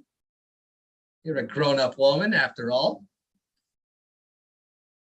But Pa, I wouldn't ever have thought of bringing up anything like that. You and Mama were so damn puritanical. I never heard you say the word sex till this day. Either of you. Well, we were serious socialists, he said. So? He looked at me, raising one nice thick eyebrow. You don't understand politics too well, do you? Actually, I had thought of it now and then, his sexual aloneness. I was a grown-up woman, but I turned it into a tactful question. Aren't you sometimes lonely, Bob? I have a nice apartment. Then he closed his eyes. He rested his talking self. I decided to water the plants. He opened one eye. Take it easy. Don't overwater. Anyway, he said, only your mother, a person like her, could put up with me. Her patience. You know, I was always losing my temper. But finally with us, everything was all right. All right. Accomplished. Do you understand? Your brother and sister finished college, married. We had a beautiful grandchild. I was working very hard, like a dog. We were only 50 years old then. But look, we bought the place in the country. Your sister and brother came often. You yourself were running around with a dozen kids in bathing suits all day. Your mama was planting all kinds of flowers every minute. Trees were growing. Your grandma, your babushka, sat on a good chair in the lawn. And back of her were birch trees. I put in a nice row of spruce. And one day in the morning, she comes to me, my wife. She shows me a spot over her left breast. I know right away. I don't touch it. I see it. In my mind, I turn it this way and that. But I know in that minute, in 1 minute, everything is finished. Finished. Happiness, pleasure, finished. Years ahead, black. No. That minute had been told to me a couple of years ago, maybe twice in 10 years. Each time it nearly stopped my heart. Oh. He recovered from the telling. Now listen, this means, of course, that you should take care of yourself. I don't mean eat vegetables. I mean go to the doctor on time. Nowadays, a woman as sick as your mama could live many years. Your sister, for example, after terrible operations, a heart bypass, colon cancer, more she probably hides from me. She's running around the theater, concerts, probably supports the Lincoln Center, ballet, chamber symphony, 3-4 times a week. But you must pay attention. One good thing, don't laugh. It's bananas. Really, potassium. I myself eat one every day. But seriously, I'm running out of advice. It's too late to beg you to finish school, get a couple of degrees, a decent profession, be a little more strict with the children. They should be prepared for the future. Maybe they won't be as lucky as you. Well, no more advice. I restrain myself. Now I'm changing the whole subject. I will ask you a favor. You have many friends, teachers, writers, intelligent people, Jews, non-Jews. These days I think often, especially after telling you the story a couple months ago about my brother Grisha. I want to know what happened to him. I guess we know he was deported around 1922, right? Yes, but why did they go after him? The last 10 years before that, he calmed down quite a bit. Had a nice job, I think. But that's what they did. Did you know? Even after the Palmer raids, that was maybe 19 and 19. They kept deporting people. They picked them up at home, at the Russian Artist Club, meetings. Of course, you weren't even around yet. Maybe just born. You thought that these kids had in mind a big revolution like in Russia? Some joke. Ignorance. Grisha and his friends didn't like Lenin from the beginning. More Bakunin. Emma Goldman, her boyfriend. I forgot his name. Bergman. Right. They were shipped, I believe, to Vladivostok. There must be a file somewhere. Archives salted away. Why did they go after him? Maybe they were mostly Jews. Anti-Semitism and the American blood from Europe. A little thinner, I suppose. Why didn't we talk? All the years not talking. Me seeing sick people day and night, strangers, and not talking to my brother till all of a sudden he's on a ship. Gone. Go home now. I don't have much more to tell you. Anyway, it's late. I have to prepare now all of my courage, not for sleep, for waking in the early morning, maybe 3 or 4 a.m. I have to be ready for them. My morning visitors, your babushka, your mama. Most of all, to tell the truth, it's for your aunt, my sister, the youngest. She said to me that day in the hospital, "Don't leave me here, take me home to die." And I didn't. And the face looked at me that day, and many, many mornings looks at me still. I stood near the door, holding my coat. A space at last for me to say something, my mouth open. "Enough already," he said. "I had the job to tell you how to take care of yourself, what to expect. About the heart. You know it was not a metaphor. But in the end, a great thing, a really interesting thing would be to find out what happened to our Grisha. You're smart. You can do it. Also, you'll see, you'll be lucky in this life to have something you must do. Take your mind off all the things you didn't do. Then he said, I suppose that is something like a joke. But my dear girl, very serious. Yeah, man, it's been a while since I've said it, but with that gesture, he has performed alchemy. So I'll say it again right now. But Kit, when is the last time you've really considered getting into stage performance theater? Because that felt like a freaking, like I was like in the audience watching, a monologue, I haven't since high school. Oh goodness, really put me on the spot there. Really bringing. But I mean, that's kind of what I don't know. One very early in my in doing poetry, someone approached me in the bathroom and said, "Hey, I liked your things because like you were like doing characters." And I said, "I like that your compliment was really specific because otherwise I wouldn't know if you meant it."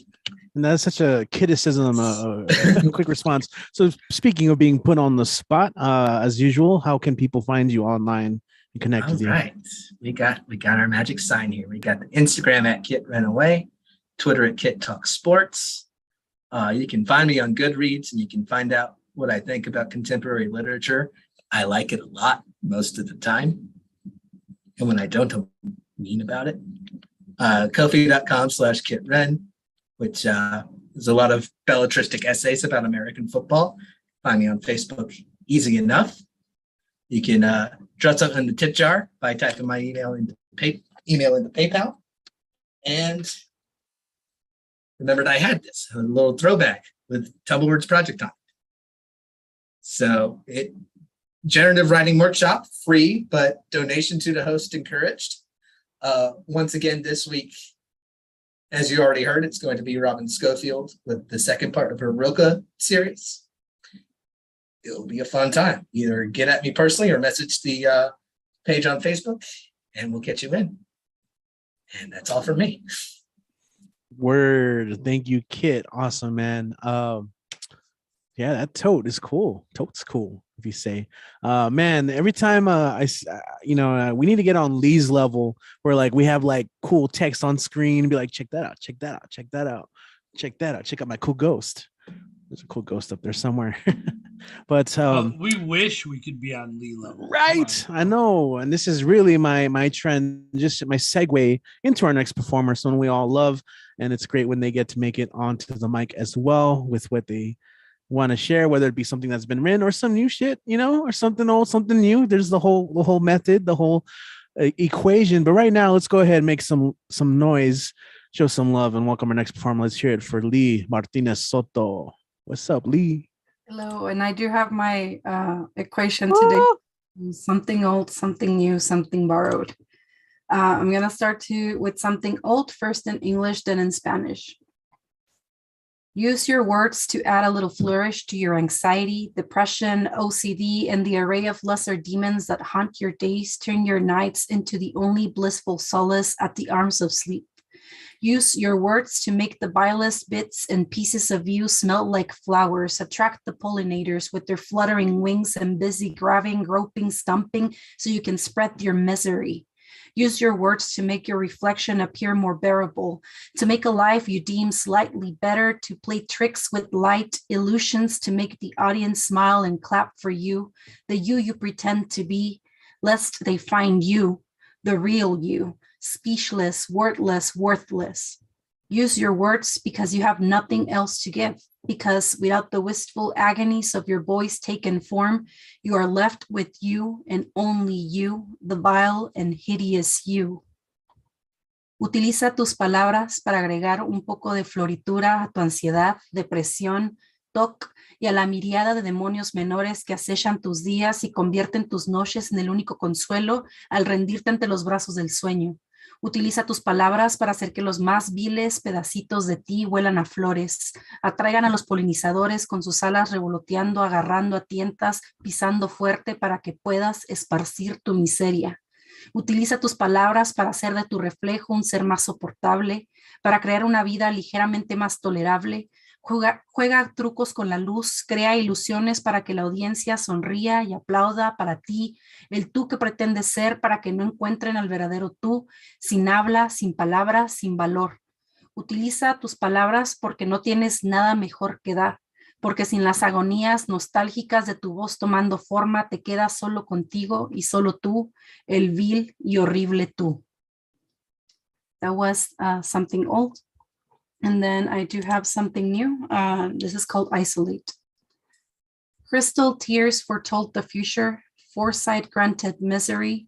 Urged this fearful heart to get ahead the abandonment. Cutting ties, burning bridges, rising tides to separate, isolate, protect. I lost the healing words to downpours of my own making. Ink and paper swallowed whole by unforgiving waters. I cut the me from self to not feel, not acknowledge the hollow left behind by the overbearing weight of this loneliness. Here's the map I made you. Mark the cross across my heart where this hollow rests in hopes of finding me again. And then finally, I have something borrowed. Borrowed stuff. This is from Patty's book. I highly recommend to get it if you haven't bought it already. Drenched Raincoat. This is called Planted. I sunk the seed of my emotions down to the lowest layer of dirt.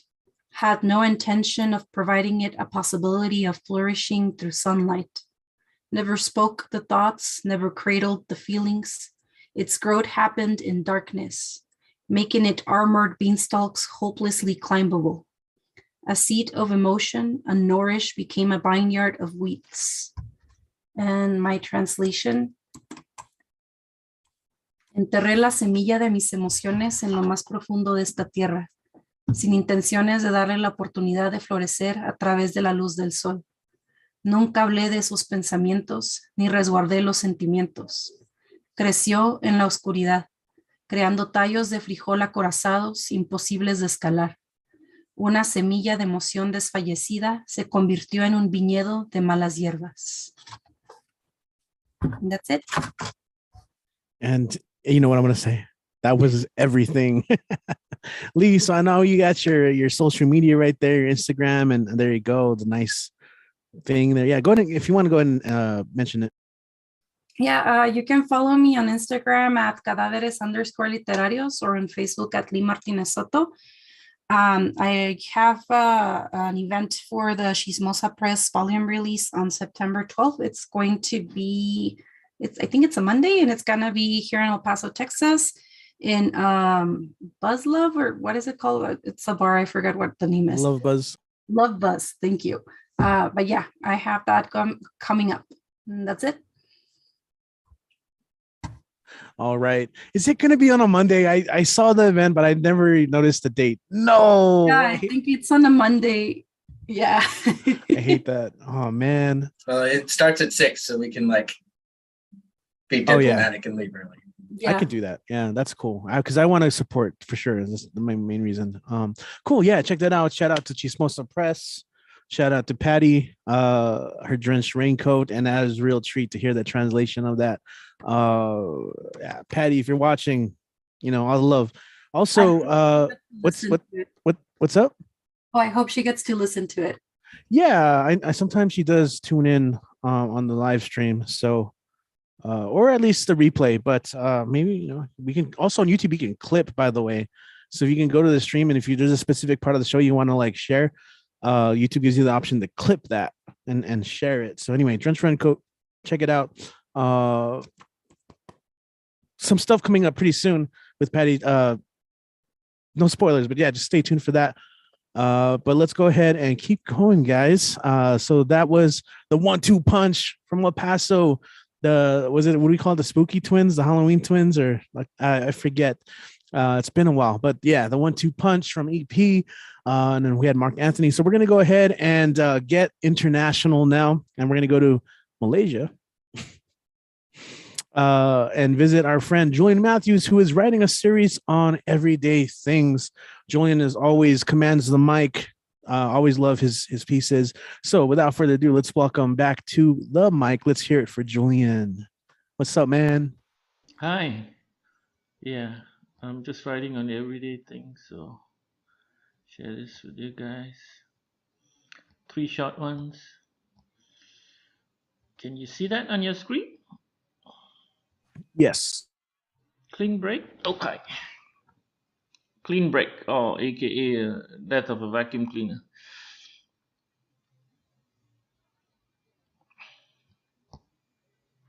I miss your low drone, your no nonsense business-like growl ready to pounce on quarry under couch or stick your slanted mouth to seize prey huddling in their crevices, the web they weave in high places.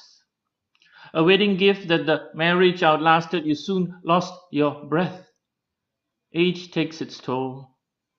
The game less tempting, you coughed and sputtered in protest, your wheels dragging. You even shocked us once, and we finally got the message you had swelled up and emptied once, too often maybe. The world has gone bagless since robots scour your hunting grounds now solo and unmanned, ignoring corners, getting snagged on rugs, infuriating cats. In the end, consistency matters, that steady routine every weekend when we worked in tandem as a team to rid our tiny world of our tiny mess.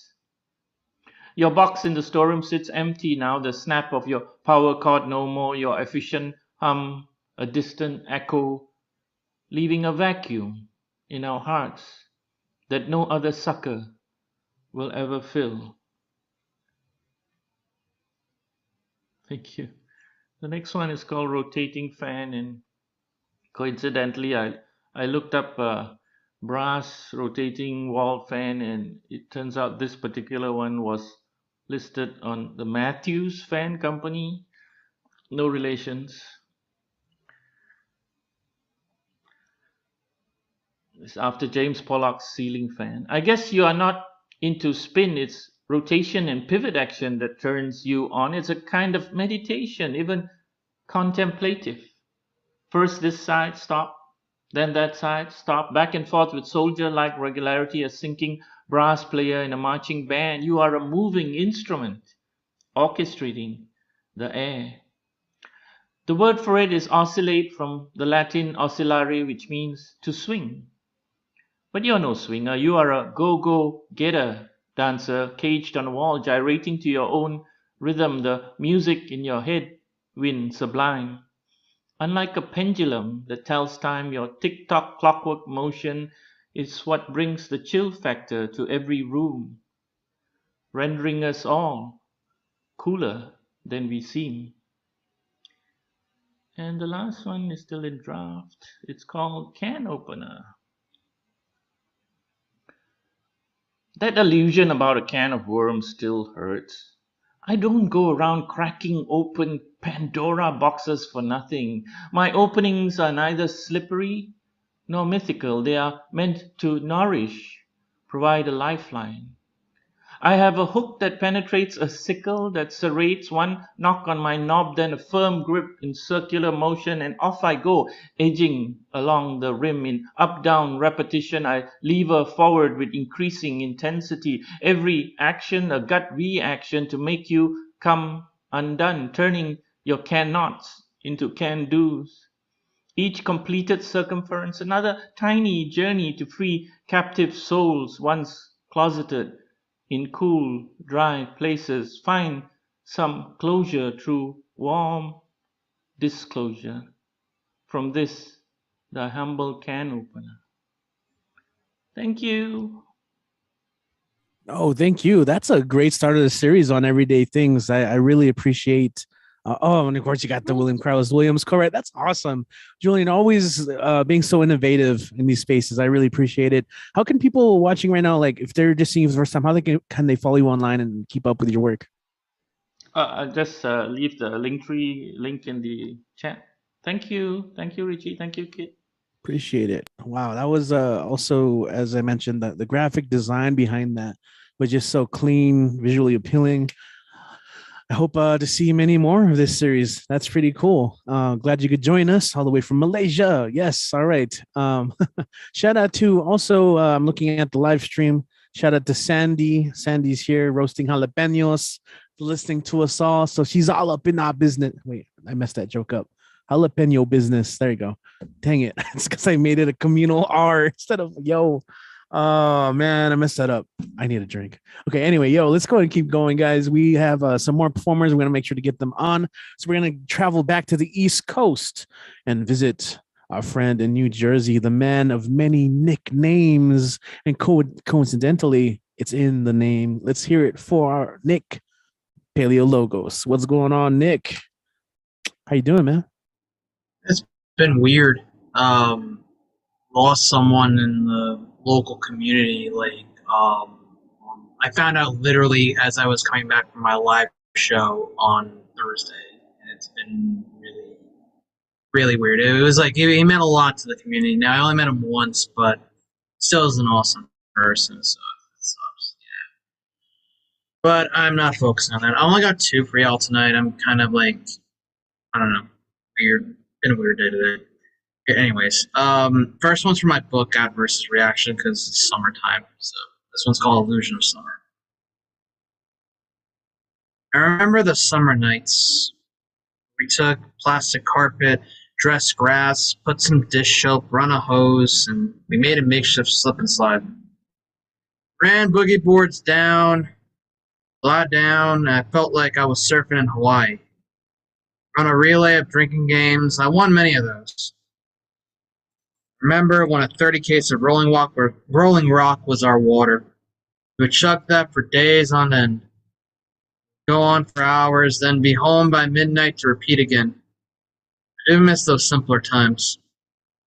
Those were the good days. Heat was where I thrived in. I would watch wall cliff dive. I did that once. Nearly went blind as the water smacked me in the face. We all had when we all had off on Mondays. Wake up, get food, pick up the booze, party all night like it was 2000. It was fun while it lasted. Remember those blurry lines, the razor's edge of conversation.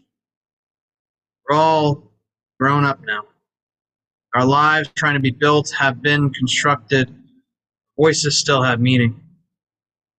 There are those summer nights. The campfires would dance with the guitars. We had great memories.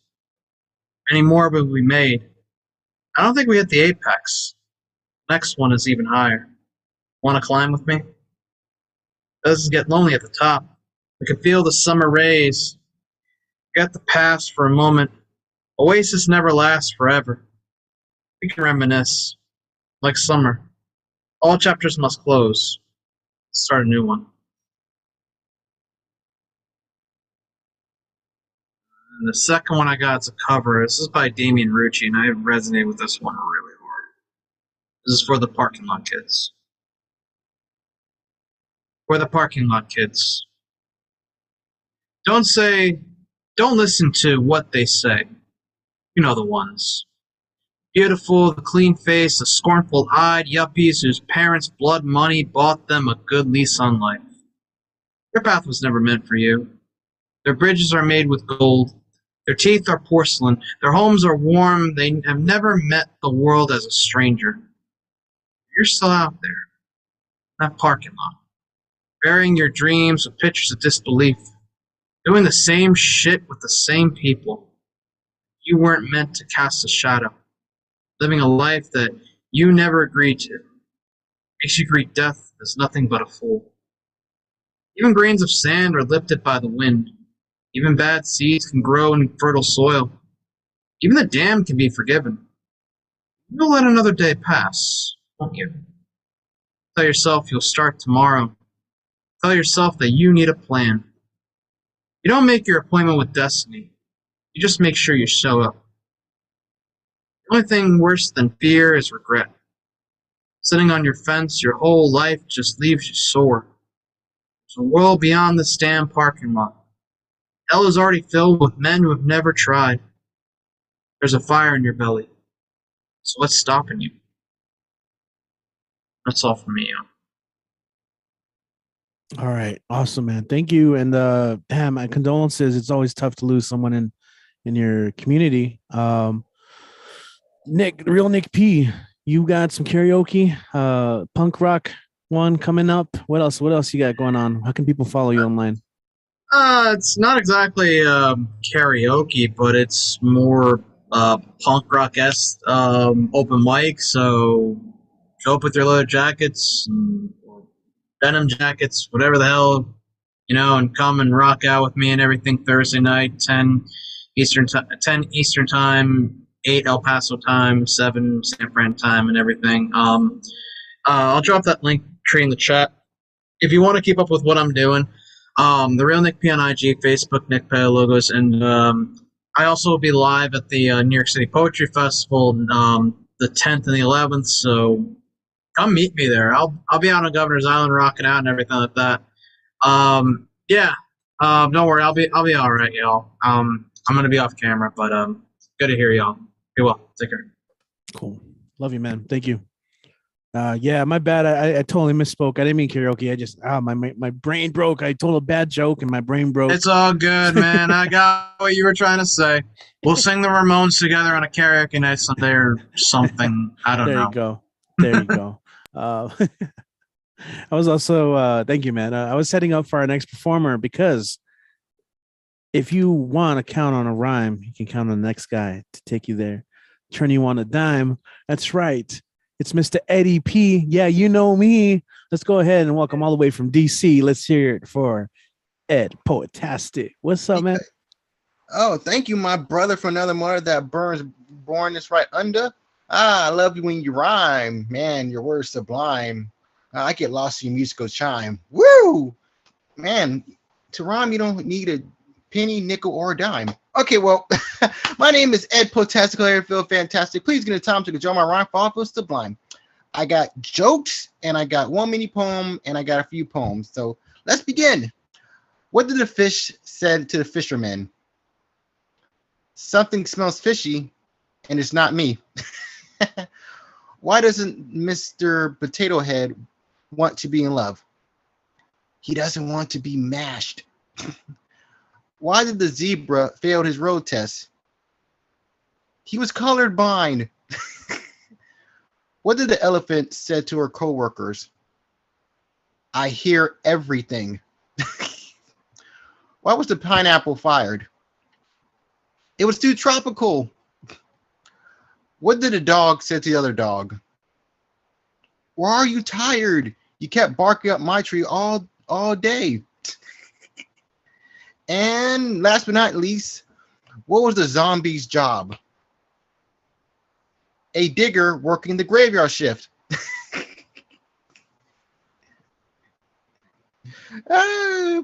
Thank you, my man. Your smile, hope it lasts for a while. Okay, I got one main one. This is called Sacred Oak. A woman is an oak tree. Watch how she gives birth, spreading her seeds free, synchronized with the earth, mind fluent like the sea, a sign of love of what it's worth, bearing with hurricanes of misery, molding blood still in the dirt. The ancient delivery of vast history, the creativity of natural rebirth, the womanly sympathy of coexisting harmony. Sometimes you love till it bursts and hurts. Thank you again, man. Thank you so much. All right. This is called Unsaid Whispers. Was it you or me? The silent hurts. What happened to your glee? Your heart burst? Set them free. Is it bad or worse? I ask, then you flee. You come first. Wait, what about we? I'm not spreading dirt. We're open like the sea. Was it really a curse? Please tell me about your misery. You matter, of course, my sweet bumblebee. Do I need a nurse? I'm looking, but I don't see. What can I do to quench your thirst? You're not thirsty, I disagree. Time can't be reimbursed. We both feel very fatigued. To tell you the truth, I feel burnt. I am my lowest, you can believe. Come on, why are you on high alert? Wait, you're jumpier than a flea. Come on, this is a desert. Me? I'm not a shallow tree. If you want to, You can abort. It's all over. I half wholly agree. Hope your life drift to a better course. Careless words. A great loss I didn't foresee. Okay, this is called You're Such a Tick. You're a huge tick, you ugly little leech.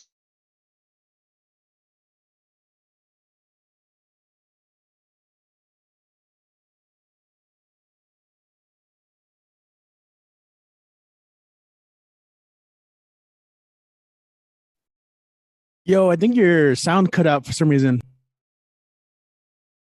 Mind feeling so dumb. I'm skinny while you're fatter. I'm not getting easy. Body feeling heavy. Carrying something so needy. Brain feels like gravy. I try to yank you. You give me pain. You're stickier than glue. You're driving me insane. Why do you love me so much? What did I do to you? You're giving me a huge bump before I knew you grew. Can someone please help? This thing annoys me. I'm going to die and melt. Please set me free. No, I can't give up. I won't let you win. I'm not a stupid chump. You're not my end. Give me a burning match. Yes, that hits the spot. That's right. Turn to ash. Oh, my burden went pop. Oh my God, I'm free. No more bloody itch. I can be good old me. No more digging my ditch. Okay, thank you so much. I got one more story for an encore. Sorry for evermore. Woo! This is called Dear Whomever.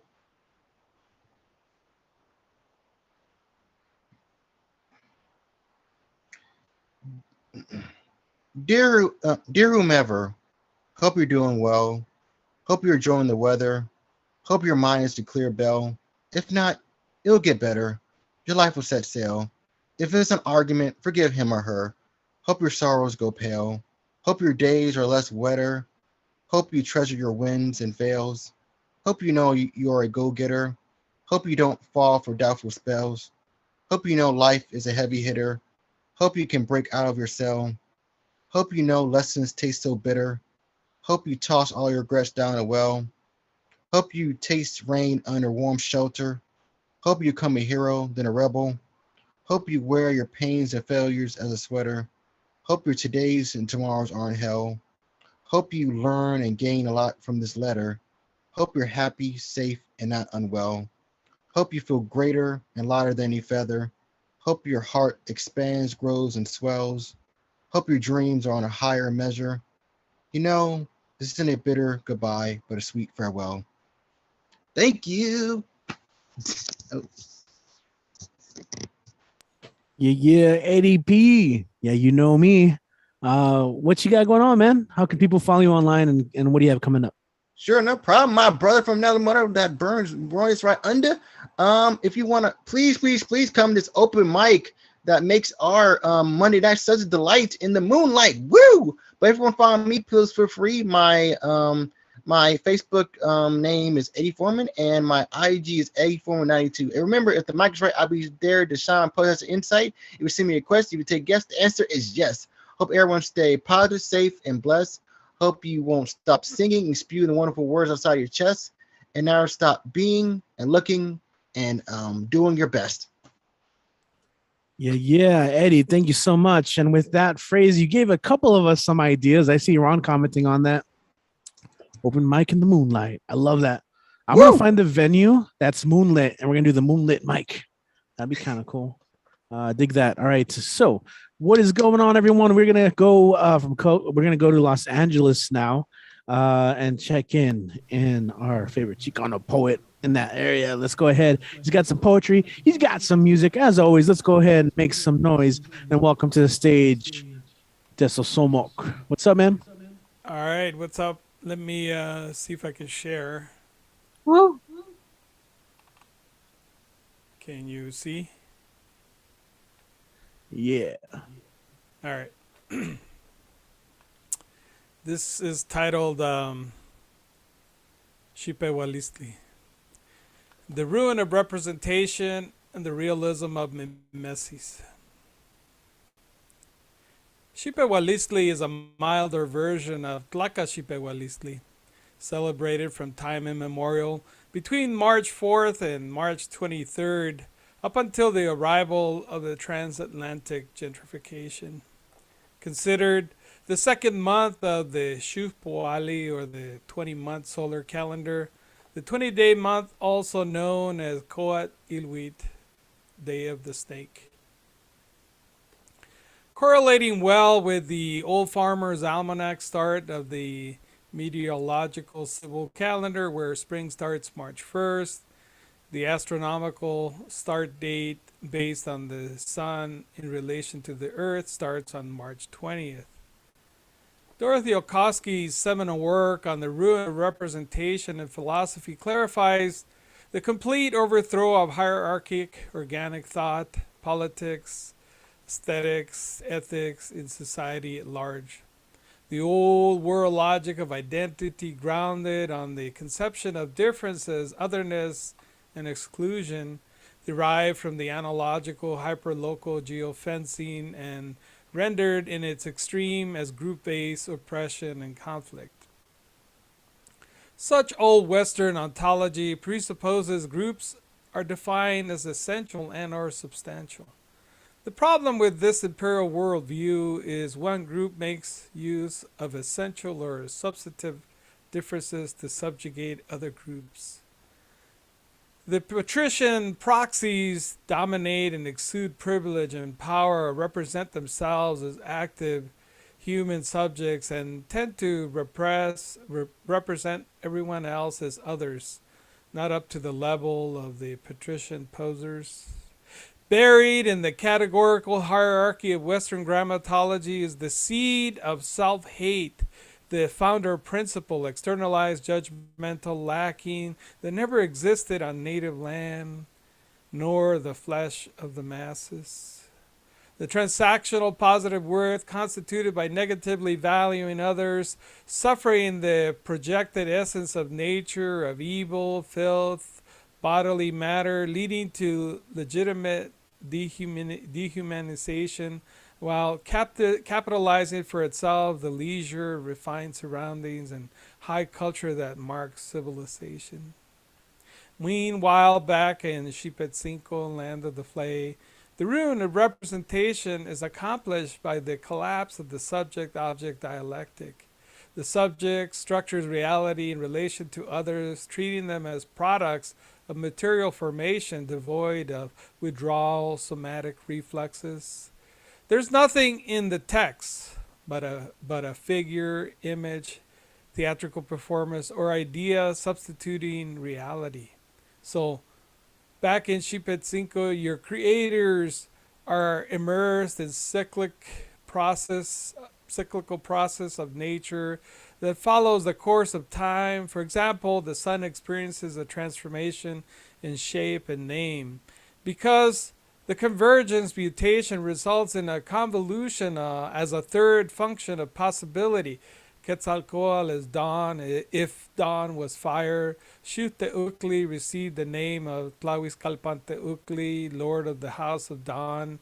Quetzalin, lizard, was the name of fire when he was in the underworld. But there, his fire avatar, Mictlantecuhtli, Lord of the Dead. Some identities could only be constituted if epigenetic conditions occurred.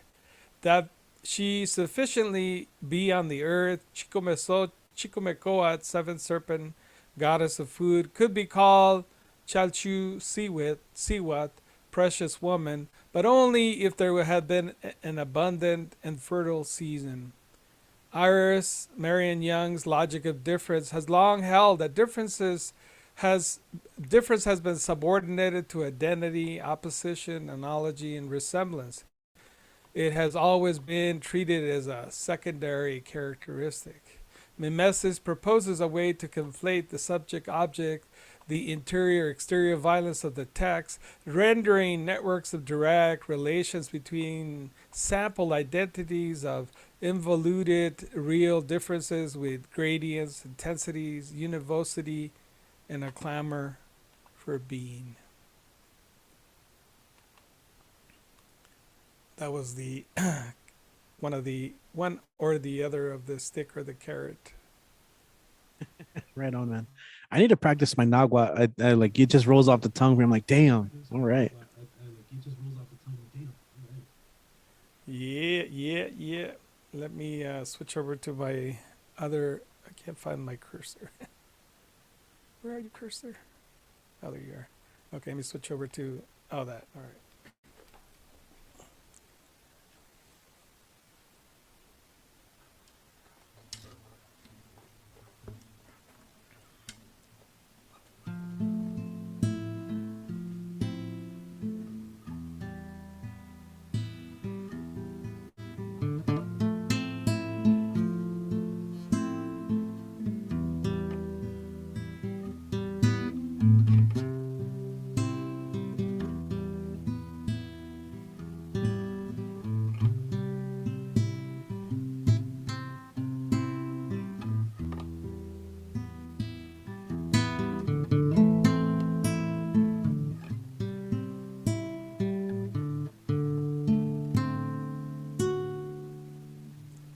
For here I am, sitting in a tin can, far above the world.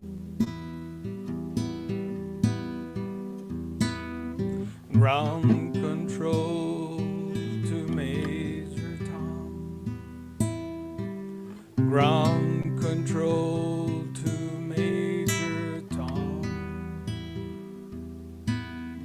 Take your protein pills and put your helmet on. Ground control to Major Tom. Ground control, ground control to Major Tom. Commencing countdown, engines on. Check ignition, and may God's love be with you.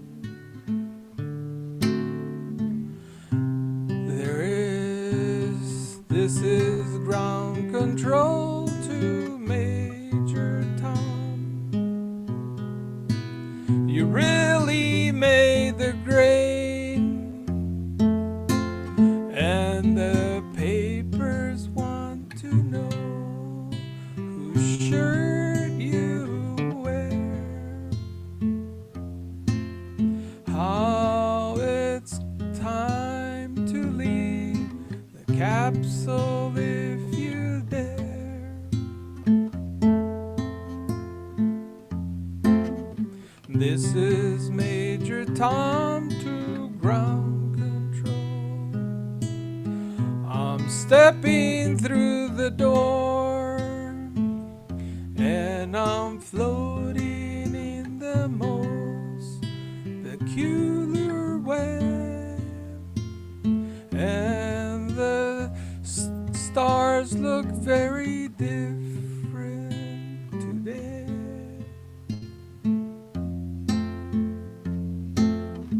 For here I am sitting in a tin can, far, far above the world.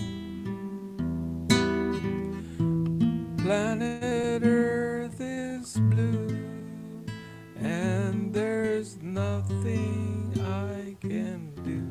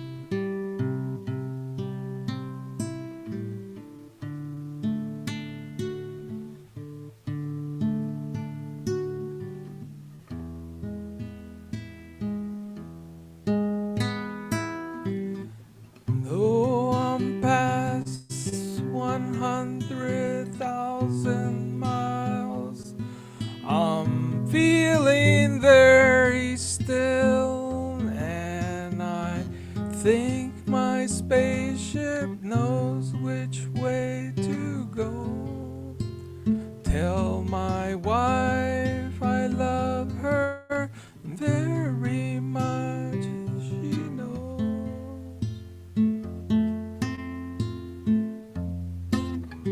Ground control to Major Tom. Your circuit's dead, there's something wrong.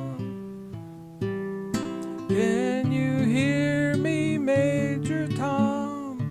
Can you hear me, Major Tom? Can you hear me, Major Tom? Can you here I am, floating in a tin can, far above the moon. Planet Earth is in blue, and there's nothing I can do.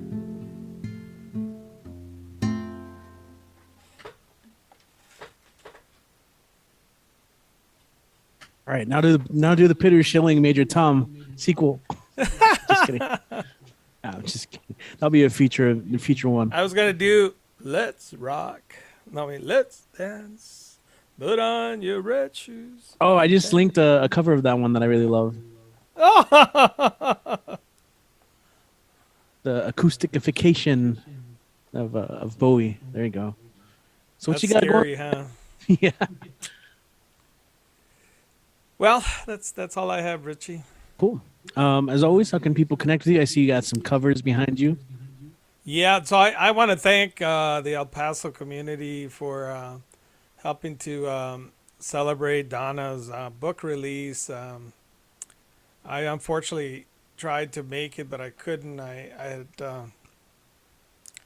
when she started to put together that, I go, yeah, no, there's absolutely no way. I had already overcommitted to other events across the country, and I couldn't make it, so I really felt bad. But you know, from the work that you and Kid and the rest of the community did, I feel really, really proud of everything came off really fantastic. And you know, it's time to do the legacy work and the prep, and you know, we all have to contend with doing this with dignity and grace at the last moments. No, spoken. True. I appreciate you tuning that. It was great to be able to share that.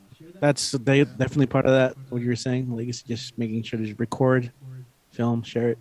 So if people want to follow you online, Zagacious 2019 on Right. Instagram as well as Facebook.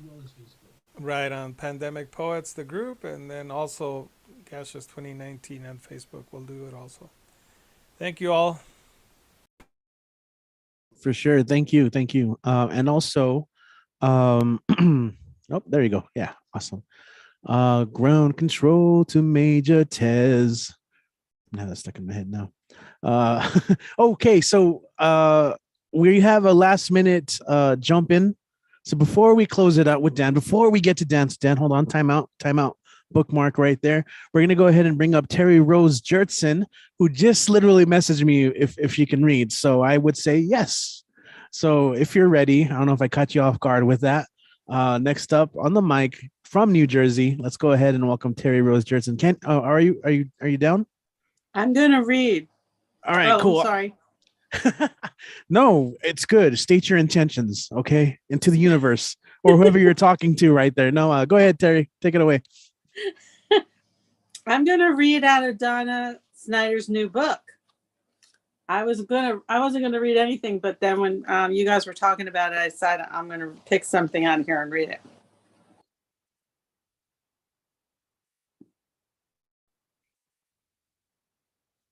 For some reason, I opened up to the shortest poem in the book, probably. Here, it's called She Walks in Circles. She walks in circles on the stone, not sure if alone or if I am with her. Not sure if the shapes and shadows are birds or trees. The roar of the train, a monster growing inside her head. A monster grows inside her head. I just want to say I love the artwork that's in this book. I mean, I know you guys, I know Tez was the artist, so I mean, it's awesome. This book is awesome. It's beautiful. I'm gonna do one that is with this. I don't know if it might. Yeah, you can see it, right? That's the picture that's with it. It's called Dream from Creation Myth. I dream of God lying on the earth beneath a warm sun. A cool breath of wind strokes the soft skin of her thighs and neck. A fairy whispers in my ear that God is a woman at all times being pleasured, and out of her pleasure unfolds the world. Thank you. Awesome. Wonderful. Thank you, Terry Rose Jertson. Many nicknames. That's how when you joined, everyone was like hailing you. The Chameleon. I know that's not how you say it, but it's kind of fun to say it that way. Want to put a link for how people can get your book as well? We'll post that on YouTube. I mean, yeah. Sure. Awesome. My book's behind me, and it's called Chameleon Chronicles. Words Never Spoken is a subtitle. And if you guys are interested in, anyone who's listening interested in that book, you can message me on Instagram under iFunnies Mom, spelled IUFUNNIEZ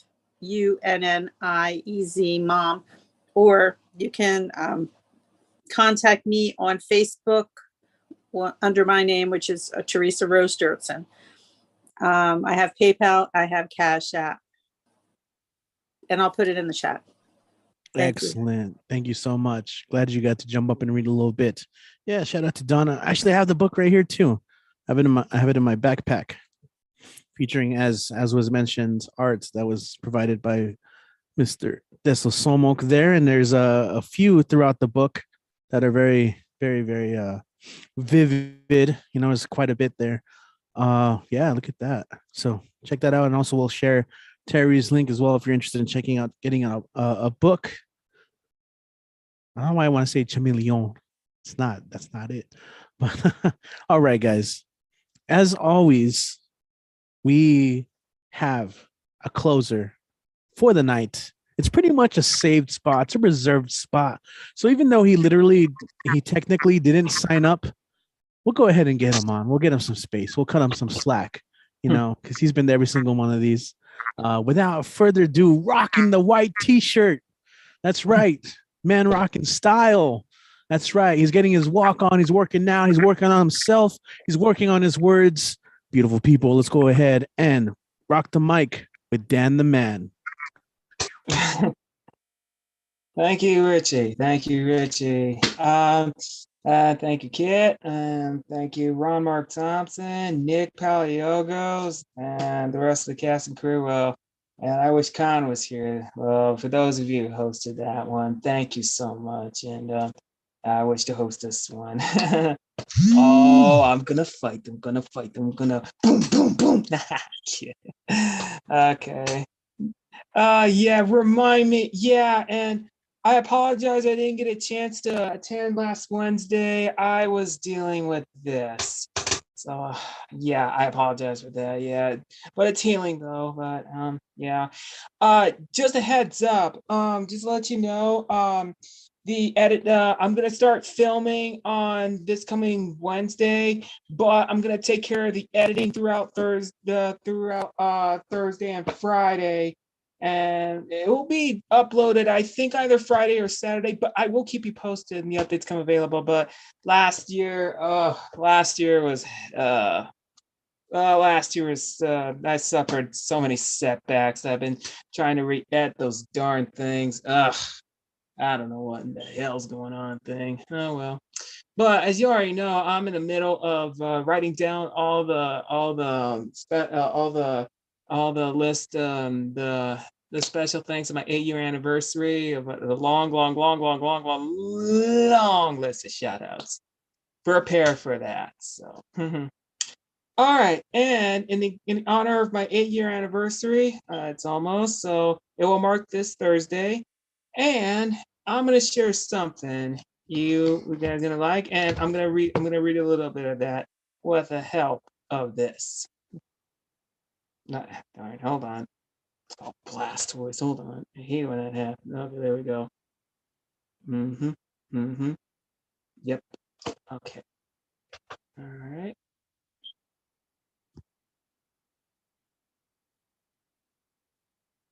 Mm-hmm.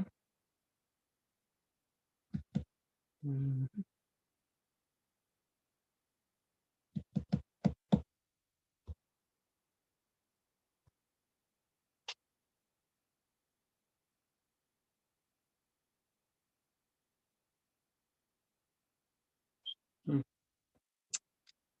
Good night, Nick.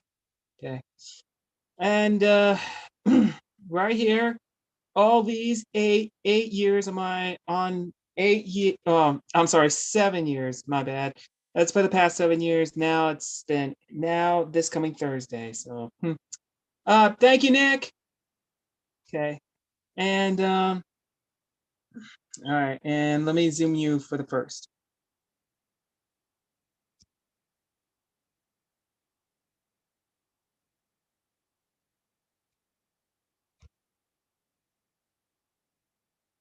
Okay.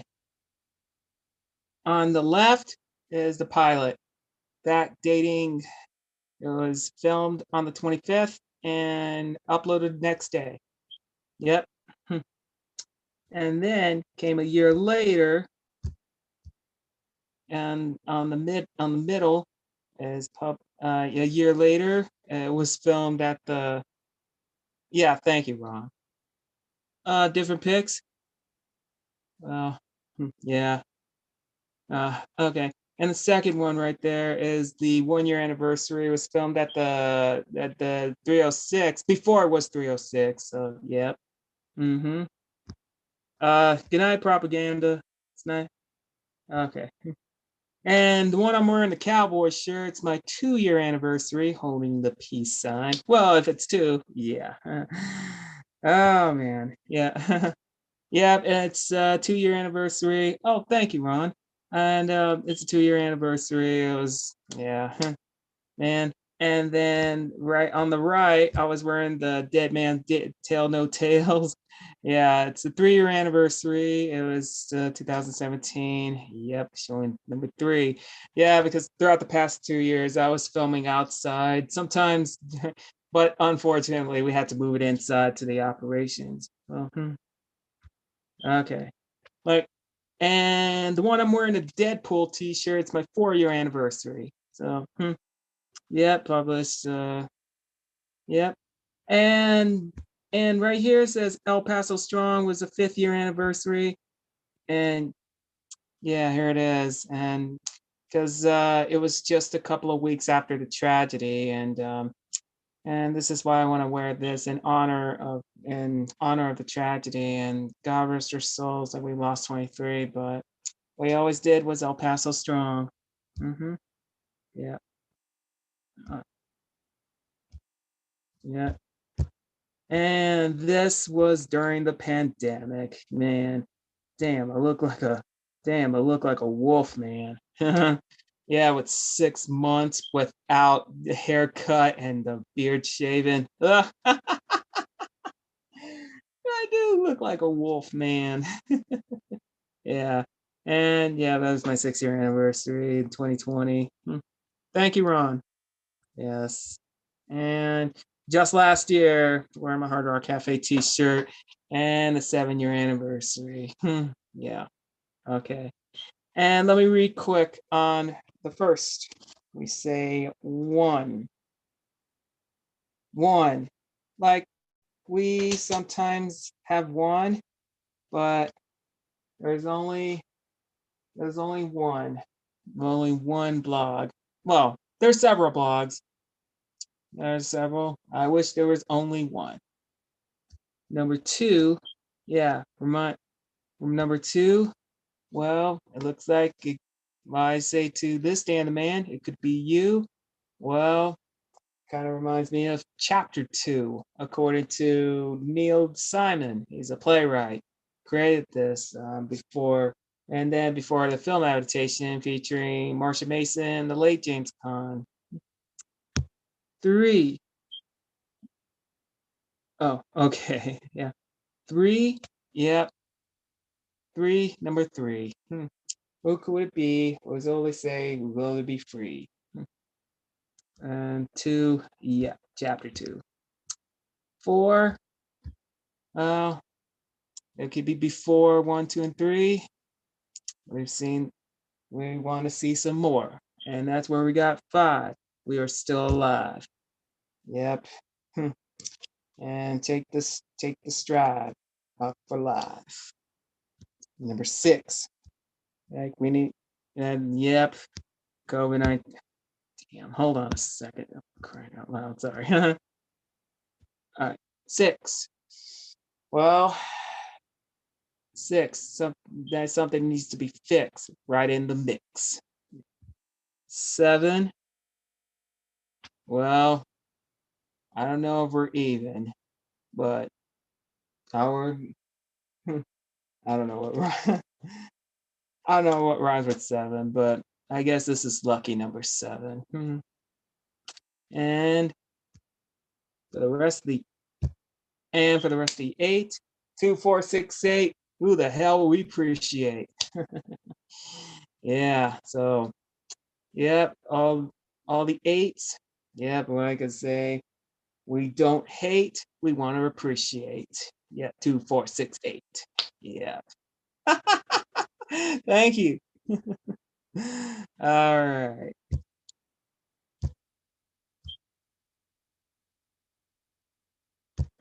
Okay, guys. Just rest assured, this coming Thursday will mark 8 years of my blog, Dan the Man's Weekly. But rest assured, it's gonna take a while. So it might be uploaded either Friday, maybe Saturday, or it could be Sunday, but I will keep you posted. But I'm gonna have to ask for your patience. So I know due to long editing because my computer's kind of cuckoo. Yeah. Good night, Terry. Yeah. Oh, speaking of what Terry's book, I know. I wish I would have been there. I wish I would have been there last Wednesday for Donna, but I want to send my sincere apologies because I'm still dealing with this. Yeah. So, but still healing though. But anyway, I'm still hoping to read her book, especially Tara's book, and especially Patty's book. Especially who else? Denise Signs' book, and our very own Con. Yeah, I mean Poet Con for Poet Con. I want to read those books, but sooner or later in the future, sometime in later in this coming weeks or months to come, I'll let you know. I would like to read them. I would like to cover them. So this and I need to promote Donna Snyder's book ASAP. So okay, all right. So yeah, but I'll keep you guys posted. So all right, again, my 8-year anniversary of Dan the Man's Weekly will mark this Thursday, and it will be uploaded either Friday, Saturday, maybe Sunday, but I'll keep you guys posted. Okay, just patience, guys, patience. Yeah, 2, 4, 6, 8. Who do we appreciate? Don't even hate. Yeah.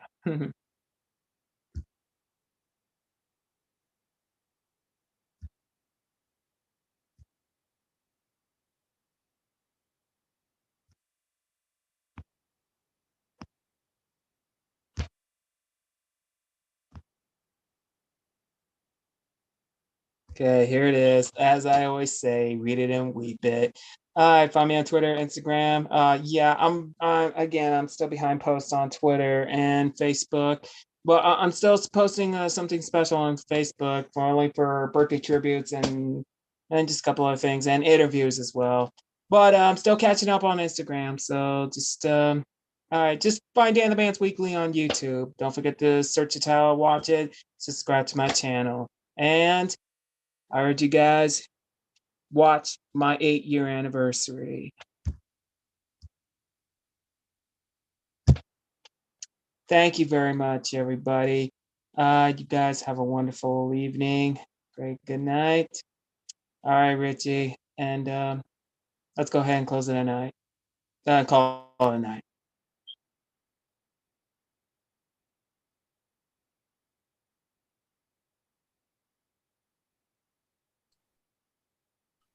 I can't hear you, Richie.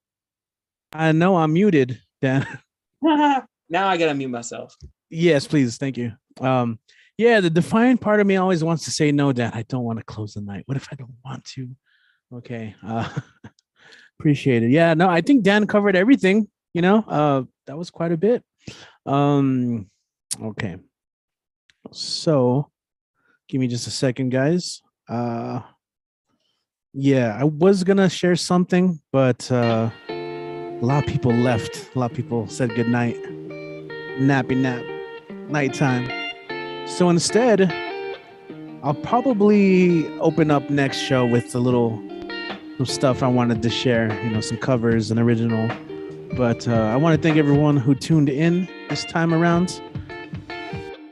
Always great to hear everyone do their thing. It was a real treat to hear some people we hadn't heard in a while, like Propaganda Poet, Mark Thompson, Bill Sparks. We also had a new person from EP join in, and Mark. So thanks to everyone for doing that. If you guys are still watching on YouTube, show this video some love. The more you interact with it, the more it gets pushed out to people who can see it.